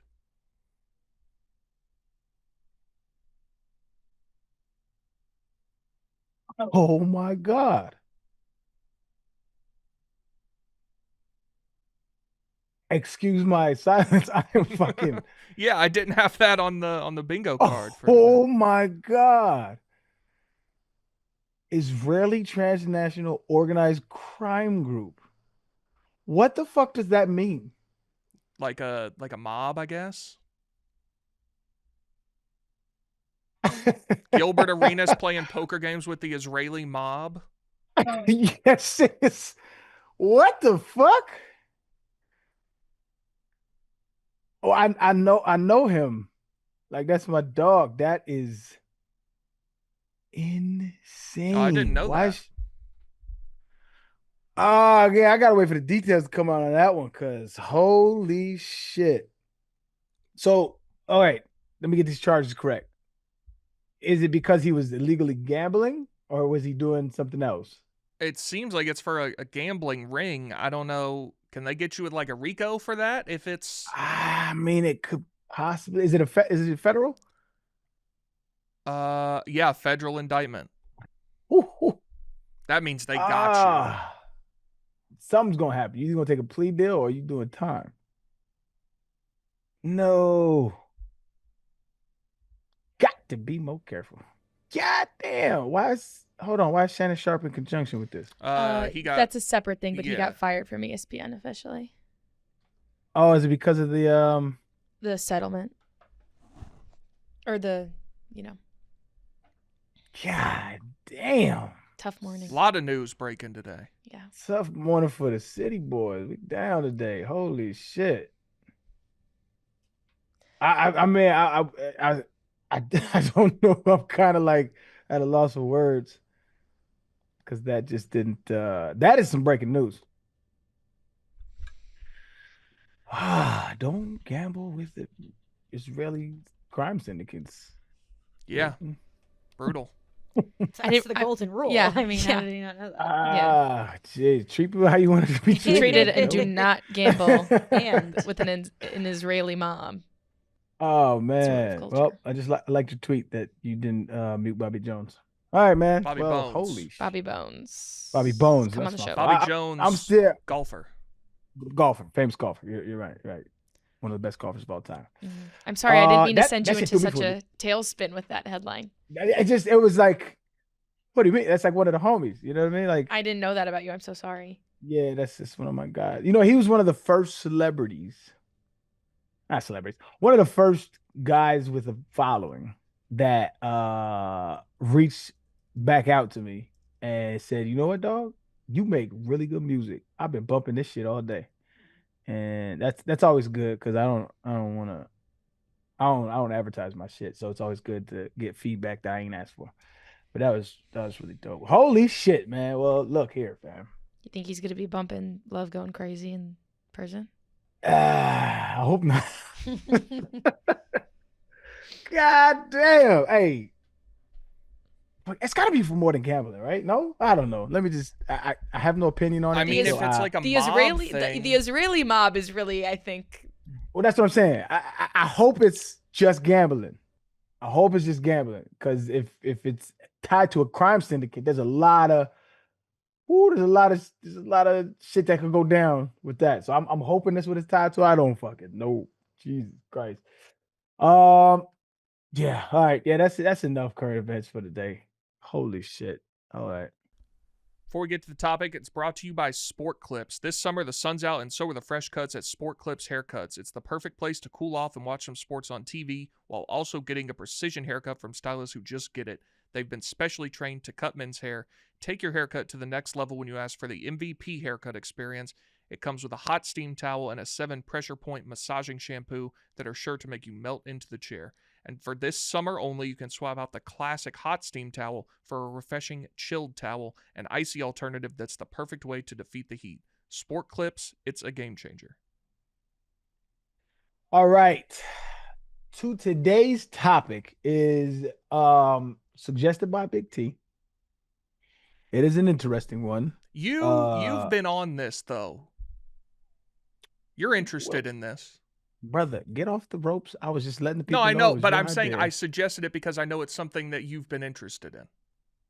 That is pertinent information, but hey, It sounded just- like you were kind of blaming me. You're at a 7. I'm gonna need you at a 4. I'll be at whatever I want. Thanks, though. Yeah, it's been something it's came across my timeline, unfortunately. And it's wild. It is wild. Candace Owens, for if you've been living under a rock, good for you if you don't know this name. Candace Owens is a conservative political pundit who is known for her outspoken and sometimes outlandish takes, depending on what side of the aisle you on or what side of reality you live in. And she's known for saying wild shit very sternly, very confidently. Was on Rogan arguing about climate change, was said a lot of stuff. We don't need to go into that. I would say what made, like, I don't know what made this pop off. Maybe the initial intrigue into it, but she is convinced that the president of France, what is his name? Emmanuel Macron. Emmanuel Macron. Macron. C before the R. Macron. Sorry, my apologies to all the Macrons out there. Emmanuel Macron Macrodosians. is married to Brigitte Macron, and Brigitte Macron is a man and is, did she say is his dad? She did make some sort of claim that at one point, I think that there was a familial relationship. I'm not 100% sure on what exactly she said. And again, everything we are saying is only things that Candace Owens has said. We are not saying them. We are reiterating what she has said and then talking about it for ourselves. We are not making these allegations. These are made by Candace Owens. Please do not sue us. Only sue her. PSA. I will be outright from the jump. I do not believe these accusations. These are not of our opinions, as my co-host has previously stated. Not us.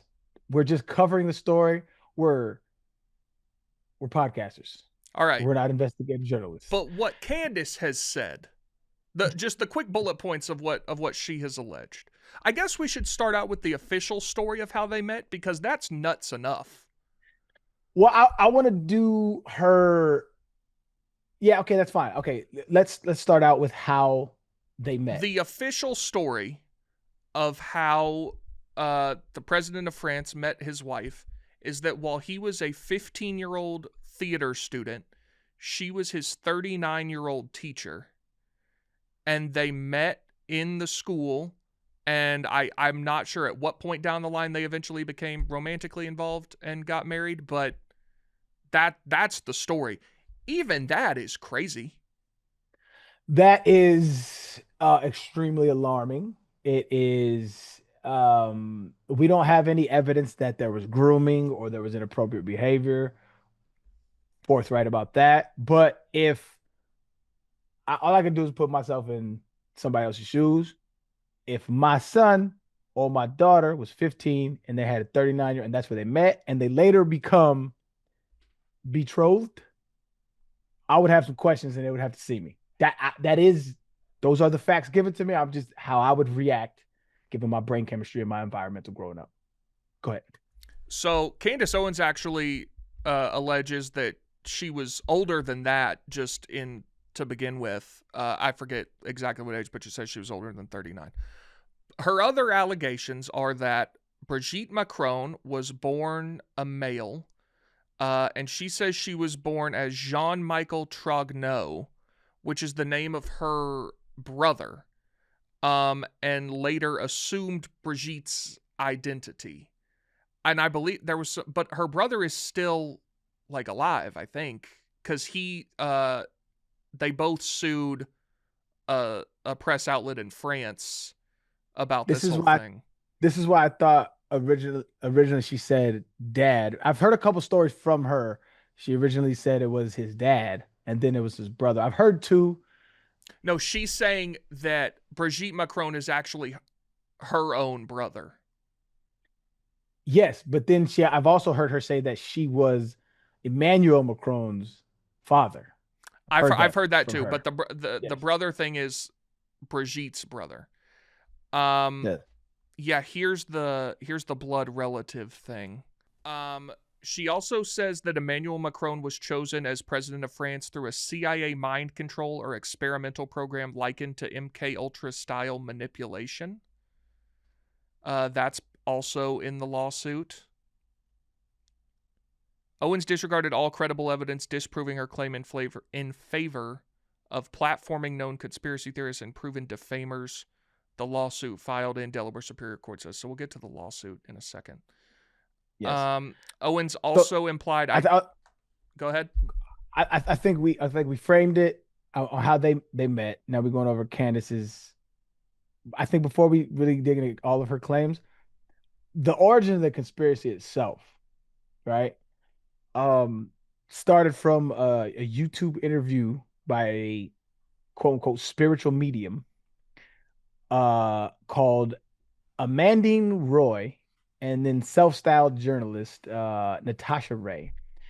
They claimed that that's where the original claim started from, where Candace started doing her research, that she was Jean-Michel Trogneau. And when that story first broke, hashtag Jean-Michel Trogneau trended in France. naturally.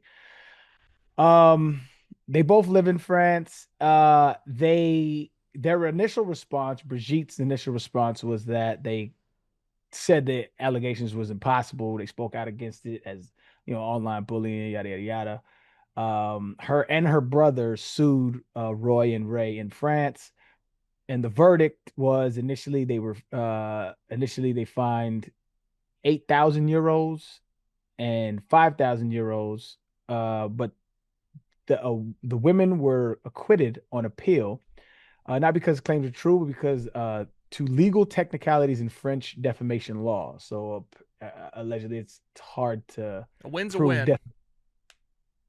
allegedly, it's hard to prove defamation. It's hard to prove that. So now we're at Candace Owens picking it up the story, and she said some stuff that, listen, I got a lot going on in my life. She said some stuff that I did take a little bit of look into, and it is kind of like, what the fuck, dog? When Emmanuel Macron was, and if this is wrong, please correct me, but this is what I saw. I did a little research on it. Seems to be true. I don't know. When Emmanuel Macron, that is almost as bad as Shana Tassi Coates, man. That's tough. When Emmanuel Macron. There's only one R. Macron. Macron. Mm-hmm. All right. When Emmanuel Mac, McKenzie, and Roan, 2 Barstool employees. Macron. Nice. Good tie there. Macron. When Emmanuel, when I say Emmanuel, it's like and I go on a run with them and M&Ms. You know what I mean? Emmanuel see, I want to do that. Emmanuel Macron. Emmanuel Macron took his picture to be the French president. There was a book that was in the background.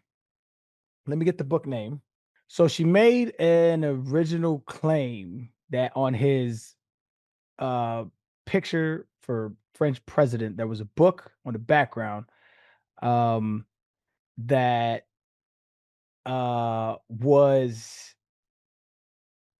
I guess this is allegedly known to be Macron's favorite author, who is named Andre Guide. I'm fucking all these French names up. My apologies. And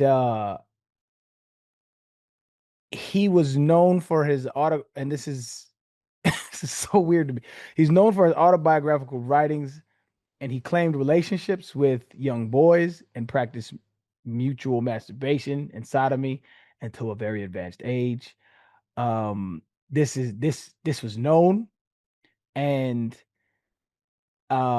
this is his favorite author. There's a book behind his presidential picture. Again, all alleged. These are the claims that Candace is making. It's a wild thing that is a part of it, and this is what I find. And I hate to like bang the conspiracy drum, but I do find a lot of these things like just interesting. Like, why is that a thing? Why is he your favorite author? Why would that book be involved in your presidential portrait? Not saying any of this is true. I'm just saying, like, if that is, it's a weird thing. These are they're weird people at a bare minimum. So their origins is what I have a problem with, right? That to me is a telltale sign of grooming, or at least engaging in an act of with adolescent indecency. If you met them at 15 and that means I can't see that any other way. If I meet somebody at 15 years old and they older and we later have relations, that means as a 15-year-old, I don't necessarily blame you for having desires. You're a horny little kid. But as a 39-year-old, that means you kind of had it. And correct me if I'm wrong, because I could be wrong about this, but this is how I see it. If I'm a 39-year-old and I engage with a 15-year-old, or I just come to pass with a 15-year-old, and then all of a sudden they're 18, 19, then I engage with them, you don't feel like that's a little, I had my eye on them in the first place? No, for sure. Yeah, that's what it feels like. I think if you're ever, I mean, a 24-year age difference is weird no matter what, just straight up. But whoa. You I ain't going disagree? there. If I'm 25, 30 years old, And you're engaged with a 55-year-old? That's weird. Or I let's say think that I you're a think we're two 38-year-old consenting man. adults. Our prefrontal lobes are fully developed. We may have chemistry, sexual chemistry. I think that's fine. I don't think there's nothing wrong with that. I don't think I would partake in that as an older cat. As a younger cat, that was kind of, it was a little kink of mine. But I think we're consenting adults at that point. We're like 15 is far You can too be a young, I consenting think. adult, that's fine. A 20-year-old and a 44-year-old have nothing in common. They have nothing to talk about. Don't disagree. Again, it would be legal, but it would be weird. Like Yeah, I that's do all I'm agree with you. saying. 24, Yeah, that's weird. yeah, It's yeah, yeah. far weirder and far more problematic if you meet when one of them is 15. That I think that's the biggest thing because I can't really knock somebody's desire. Like if it's legal and that's what you desire, like it is what it is. I'm not sure I would 100% participate in all of the what ifs, but if you meet a child and you're an older person, I feel like there's a level of I don't know, man. And again, that's the official story. So that's not, Yeah, conjecture. which I don't buy. Again, if it was one of my kids, we're gonna have some conversations. Like we're gonna have some conversations, period. Okay, so she has all the and there's a litany of allegations by her. There's a whole bunch of allegations, and uh I don't want to go through all of them. Y'all can check them out if you want to. There's an 8 episode series, eight or 10, on Candace Owens' YouTube channel that I got through the first video on, but at there's problems with her claims that I don't necessarily buy. That led me to believe you may be reaching.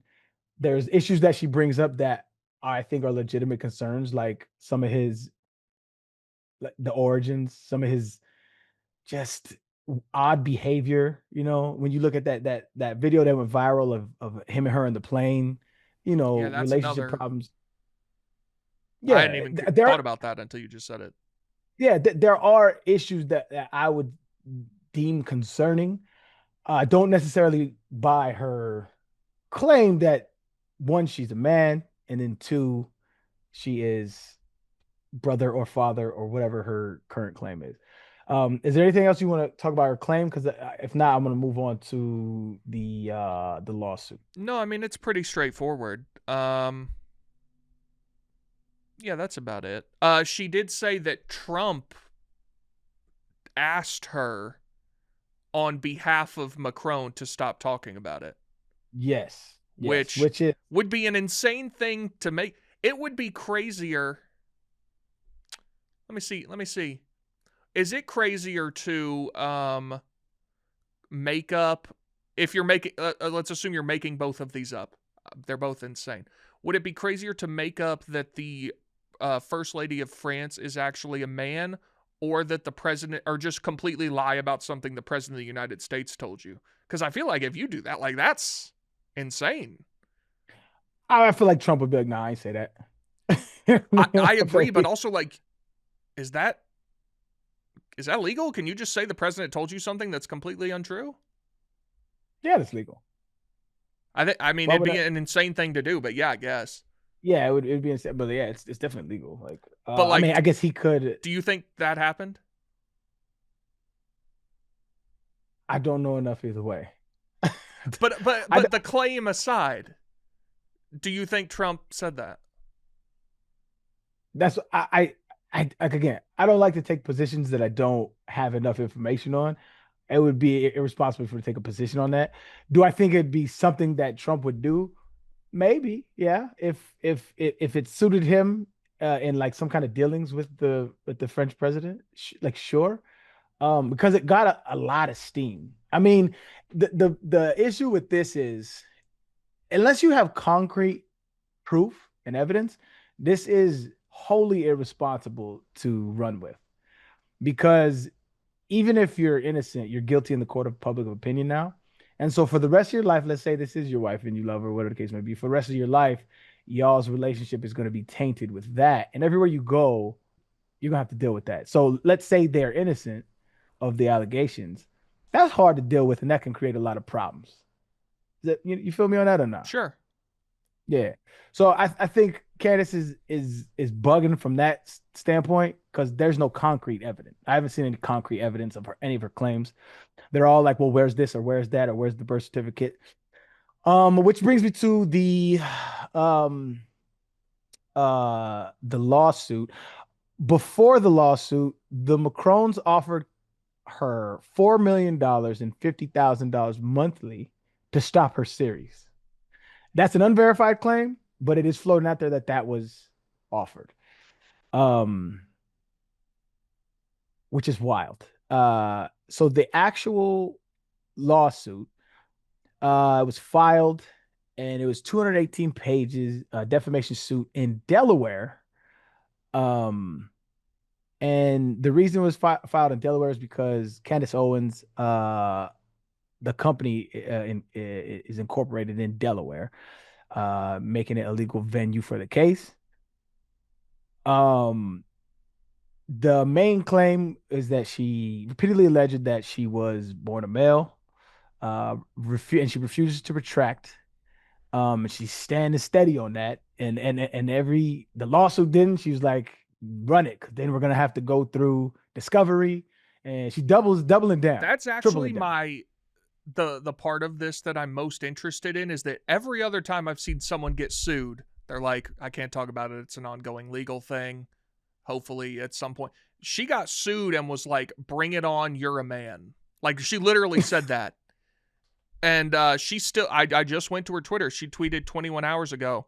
There's a picture of a woman who looks kind of like Brigitte Macron that this woman tweeted, it'd be a gift to the world if Brigitte Macron could bankrupt Candace Owens forever. Thank you. And that has 52,000 likes. And she quoted it with that picture from a woman's Facebook named, it looks like whatever the French adaptation of Tiffany is, Ozier. She said it'd be a gift to the world if you guys could stop trying to pass off photos of Tiffany Ozier as Brigitte. And that has, like, she's quadrupling down. She also is claiming now, like within the last 24 hours, that they're going to just kill him off before, like, fake kill him off before they even her back.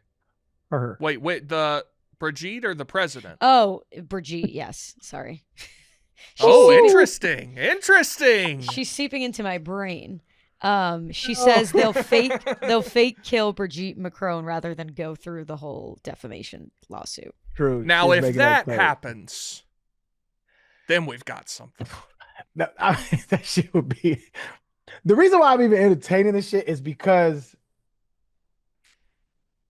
I watched a lot of her. Like, I didn't watch the whole series, but I've watched her like explain her case, and there is a lot of interesting points. What really draws you is the origins and yada yada. So it made me think: is it at all possible? I don't know. There's always a small chance that anything's possible. I don't think it's true, but I think there's enough compelling. Well, what is that, fam? To entertain it. And whatever you think, she clearly 1,000% believes it. Like, that's like, I don't think Candace Owens is dumb. I do not think she's dumb. As much as we are on the opposite ends on a lot of things, I don't think she's stupid. I don't think she's dumb. I think we may have a difference in like researching methods, reasoning abilities, things like that. Like, I always concede when people, I don't feel like they're dumb. Like, if you can comprehend information and relay it back, like, I feel like you have a certain level of instinct. She's smart, she's a beautiful woman. It's weird to me that somebody who I don't think is like stupid to have this much conviction about a claim with this much magnitude. It makes it more intriguing. It does. And honestly, a lot of why I'm so intrigued is because bro, she is going hard. It's not like I did a video. She did a series, and she goes on Twitter and just goes to town, egging these motherfuckers on. And it's like, I don't know what I would do that if I was 1,000% sure about something. So her conviction is appealing to me for accuracy of the claims. Again, I don't think it's true. I don't have enough evidence either way, but I lean towards innocent until proven guilty. And it's a wild ass claim, though. It's a wild claim. So just to finish out the lawsuit, the damages sought are kind of unspecified punitive damages. Uh, because there's no way to calculate, future losses of business opportunities or I'm sure emotional distress is a part of this, all of those kind of I would things. So assume if the president of France sues you and she's she's been 100% out there standing on what she said, like they're going to get you. Like that's another thing is what the standard of proof in defamation cases is really hard. It's really hard. There's a certain criteria you have to meet in order to be convicted of that. So it's actual malice, which is they must show Owens either knew her claims were false or acted with reckless disregard for the truth. I think you could definitely, if this is proven to be false, I think you could definitely say she acted with reckless disregard for the truth. And that's why, okay, so, and this is another reason why I'm like, why would you do that? I don't know. Have you ever gone through a court case, Big T? No. Bless your heart. It is when they requested a jury trial. And to me, a jury trial is it's almost a plea for the least amount of substantive argumentation. Why do I think that? It's because when you get a quote unquote jury of your peers, they're not expertise in the field that is being of the suit that's being alleged, more often than not. And usually when they are, the opposing counsel tries to get them off the jury. If it's a family law case and somebody is a teacher or somebody is a therapist, they usually try to get them off the case, right? We don't want them. And the reason for that is we want to appeal to this jury's emotions. We don't want to rely on experienced factual evidence, yada, yada, yada. We want to rely on the dog and pony show. That's what we want. And so when somebody requests a jury trial, a little flag raises up to me. And it's not always the case, right? I'll never do that with a blanket statement. But it seems interesting to me that I would not want a bench trial. And it is your constitutional right if you want a jury trial. But bench trials to me are more accurate because judges see these kinds of cases, defamation cases, if it's a family law case, if it's a criminal case, judges see those cases all day long. So they're less likely to believe the bullshit that the opposing counsel is putting up because they've seen it before. So you got to come with it if it's a bench trial. So they requested a jury trial, which it is tough to me. It's tough. I don't know. In response to the lawsuit, she mocked him and said, "You are officially a very goofy man, Brigitte." That shit is crazy, dog. I mean, she is the definition of standing on business. Whether she's right or wrong, I don't know. But oh man, good. I can't. It's fascinating. It's absolutely fascinating to me. She claimed the lawsuit as a PR stunt and called for Brigitte to provide blood samples and childhood photos, and suggested that, like Max said, that they will fake kill her before the case goes to trial. And if she Babe Ruths that will be an interesting turn of events. So in lieu of all the lawsuit, I was like, okay, well, just provide them the evidence, and we are not here. That was my initial thought. So I said, I started researching, have they provided any proof of her being a woman? Which, let's be honest, if I'm a man and somebody's constantly saying like, yo, you're a woman, or prove it, I would almost be like, kiss my ass. I don't gotta prove you shit, right? That's my initial response. But if it's getting publicly, I mean, this is a huge story. It's a global story. And my significant other is a president of a country I would be like, okay, fuck it. Not only would I provide you the evidence, I would say, let's put something on it. Let's sign a contract. If I can indeed prove the documented evidence that I am who I say I am, you got to give something up. Like, if you want to go toe to toe like this, I would do something of that nature and publicly humiliate you because you've already publicly humiliated me and my family. That's me. I don't know. But from the research that I've conducted, I see that they have provided evidence to counter her claims, as detailed in that lawsuit. They have provided her photographs of Brigitte as a young girl. They provided in a 1953 newspaper the birth announcement confirming her as Brigitte Trogneau. They provided records documenting her giving birth to 3 children from her first marriage. These were presented December 24th in a retraction letter to Candace, which she reportedly ignored. And additionally, French court rulings in 2024 against similar claims further support the refutation, though one case is under appeal. So this is an ongoing issue, and for for whatever reason, like we said, Candace Owens is quadrupling down, and she's standing 10 toes in the sand and saying, "You are a man." And I couldn't imagine being on either side of this. I couldn't imagine being on Candace Owens' side, disinvested, because she's like convinced. There's like this has kind of been a thing that I've noticed in right wing sphere, and it's far right wing sphere. I don't want to paint every conservative with this, but I've seen a lot of Michelle Obama's a man. I've seen a lot of Kamala Harris is a man. I've seen a lot of opposing political views, um, alleging that another woman is not a biological woman. They call it transvestigating.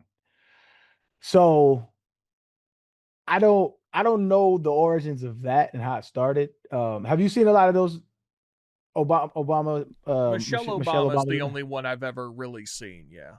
Right. I've seen a lot from that side of the aisle. I haven't necessarily seen a lot from the left, and that could be my bias. I'm sure there's some assholes out there, but the Michelle Obama one is very prevalent. Um, so like, where do we go from here? We got to let this thing play out. And I'm extremely, extremely intrigued on the bar that is set to meet the legal standard of a defamation case. There's a bunch of landmark cases that provide the criteria.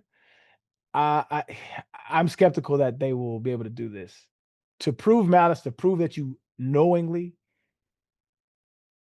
and admittedly obfuscated the truth, that's a hard thing to do. Them providing that evidence, but so I think that's again a blood test would absolutely do it, but it is a degrading event that I have to sit here and prove to some stranger that don't know me from nothing that I am who I say I am. Yeah, man, that's the surface level of it. Candace goes into detail.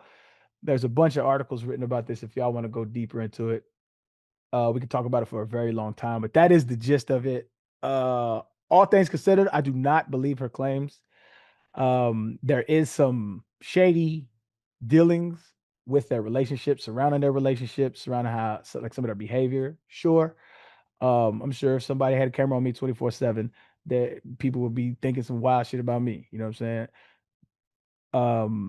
It's hard to live in the public eye. I don't know what to make of this. I'm I'm definitely gonna be watching for the sidelines and see what happens. So We need I this don't know, to be man. on television. We haven't had a good trial in a while. What's the last big trial? Johnny Depp, Amber Heard. I don't count that. That was bullshit. Like, I guess that's really the only civil one that has ever risen to a. Oh, the Karen Reed. Oh yeah. Karen Reed was a big one. But before that, it's been a long time. Maybe like Casey Anthony. It would have been Koberger if Right. he went to trial, but He was. Wasn't Casey Anthony back in the news for something? She out chilling, ain't she? she's back on social media or is on social media. Wasn't she gonna do a podcast at one point and then it like never happened? I don't remember if it was a podcast. I think she was trying to be like missing child advocate in a way, which is ironic, but I don't know. Or she was gonna post on TikTok about like something about like missing children cases and be like give her insight. I don't know. There was something along those lines. Hey, I the try first not to article listen to her. I googled Casey Anthony. It's like recent news. And it came out July 25th, and the headline is exclusive. Casey Anthony came dangerously close to seducing me during a boozy night out in Florida. What is that published on? This is on yahoo.com. In his own words, National Enquirer reporter Doug Montero details his dangerous liaison with party-hardy, man-eater Casey Anthony at a Florida bar years after she was acquitted of first-degree murder. That's hilarious. I got so close to being seduced. You almost got me. Let me ask Yeah. you a question because you'll answer. All right. You're out at a bar. Yeah. Casey Anthony is sitting across from you. She starts chatting you up. What are you? I'm not gonna know she's Casey Anthony. What do you mean? Like, if you showed me her picture, I wouldn't be able to identify her. Interesting. She's my John Abrams. John Abraham. John Abraham. But okay. Let's say you know it. Well, do you remember what she looks like generally? Kinda. All right, look her up. Like, Look her up. Look her up. All right. And then let's say you ask her what her name is. She says Casey. You figure it out, right? The only way I would figure it out is if somebody told me, or because I'm looking at her right now.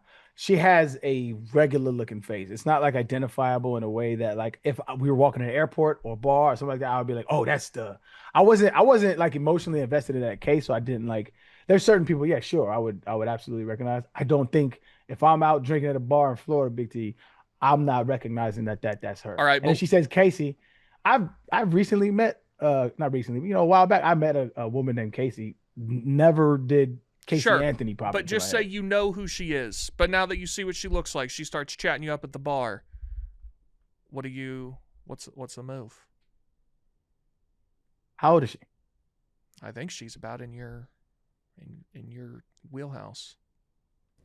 You know what? I don't think I could go through with the, she's 39. But I'm gonna try to get her drunk enough to see if I can get her to spill some beans. For sure. Interesting. That's Yeah. good. That's good. Mm-hmm. Yeah, I like yeah. that I don't better. think I could do that though. Not no child. You don't murderer, bro. think you could is an interesting verbiage. But if he's there. I don't think that I could. No. I don't think that I could. He's got a little smile for those listening audio only. I don't think that I could. I don't think no. Okay. I don't think that I could. I just when you All you had to say was have a- no, and that conversation was over. I'm, But you didn't. I'm an honest man, Big T. I'm an honest man. When you have a few That's why I drinks, said your you would decision-making- answer it. Your decision-making process, it goes through less of a, like, your filter gets a little weak. You go from a brick door to a screen door real fast. And brick door. bad decisions have happened in my past. That don't make me a murderer, Big T. No one said that. I'm just saying. You're already judging me. No, I thought it ain't was even funny. do. I thought it was funny. Got you. Yeah. So,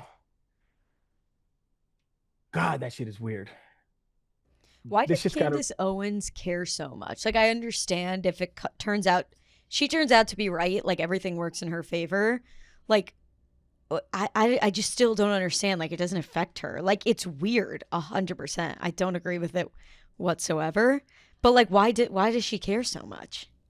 I liken it to the same, like, why did Alex Jones try to deny Sandy Hook? Like, what do you Right. get? Like, There's what do you no gain from benefit. this? Yeah. Well, I mean, if she's right, she did kind of Right. She uncover unveiled a it. massive story. But it's just like I her guess she's so standing on business so hard. It's she's like, so committed to the idea that it's right. yeah, it's weird. So it's her, from my understanding again, her entire claim is not just that she's a man. It's that there's like this constant prevailing thought that high profile political figures are pedophiles. So Okay.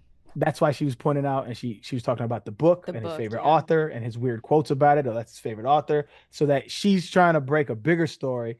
And if he is married to a man who was 39 and 15, that would kind of bolster her point that, okay, you know, you were, I guess, sexually assaulted, right? And in a lot of cases, and this is what she's alleging, in a lot of cases, people who were sexually assaulted, sometimes they end up being predators as well. So that's her whole shtick. And like then what about the one she It's supports? going hard. Allegedly. Going hard in the paint, dog. Like she is shacking 0-1. She is going for it. So I don't know. We'll see. We'll see, Candace. Good luck to all parties involved. I'm looking forward to the lawsuit. I'm gonna be watching from the sidelines, man. I'm sure you're gonna provide me with updates. This is not enough for me to follow Candace Owens, but I'll keep your ear to the streets, I dog. never follow her tweets too much. Got you. Well, that about does it for today's episode. Next week we back with Boss Man. Is he back next week? Yeah, Yes, I think. I believe so. I mean, starting next week, we're just a couple weeks from football, so then it's all systems go. Then you got to start working on this Al Pacino monologue. I bet I could watch it 2 times and I know most of it. I love it. I would love to listen to that because I was getting hype again. You just saying that shit. So all right, we back next week, and yeah, man, let's try to be good people out there, dog. It's a crazy world. See you next week. Love y'all. And if anybody has extra tickets to the Masters, hit up Big T, man. Please do. Or Madeline and I. Yeah. Anybody. Anybody. Big T first, and we'll work on it from there. Fair. I'll take Wednesday. You ask first. We would take Wednesday for the par 3 contest. You can take Thursday, Friday. take Oh, any that's my day. ideal day. Yeah. Easy money. All right, y'all. Take care. Peace.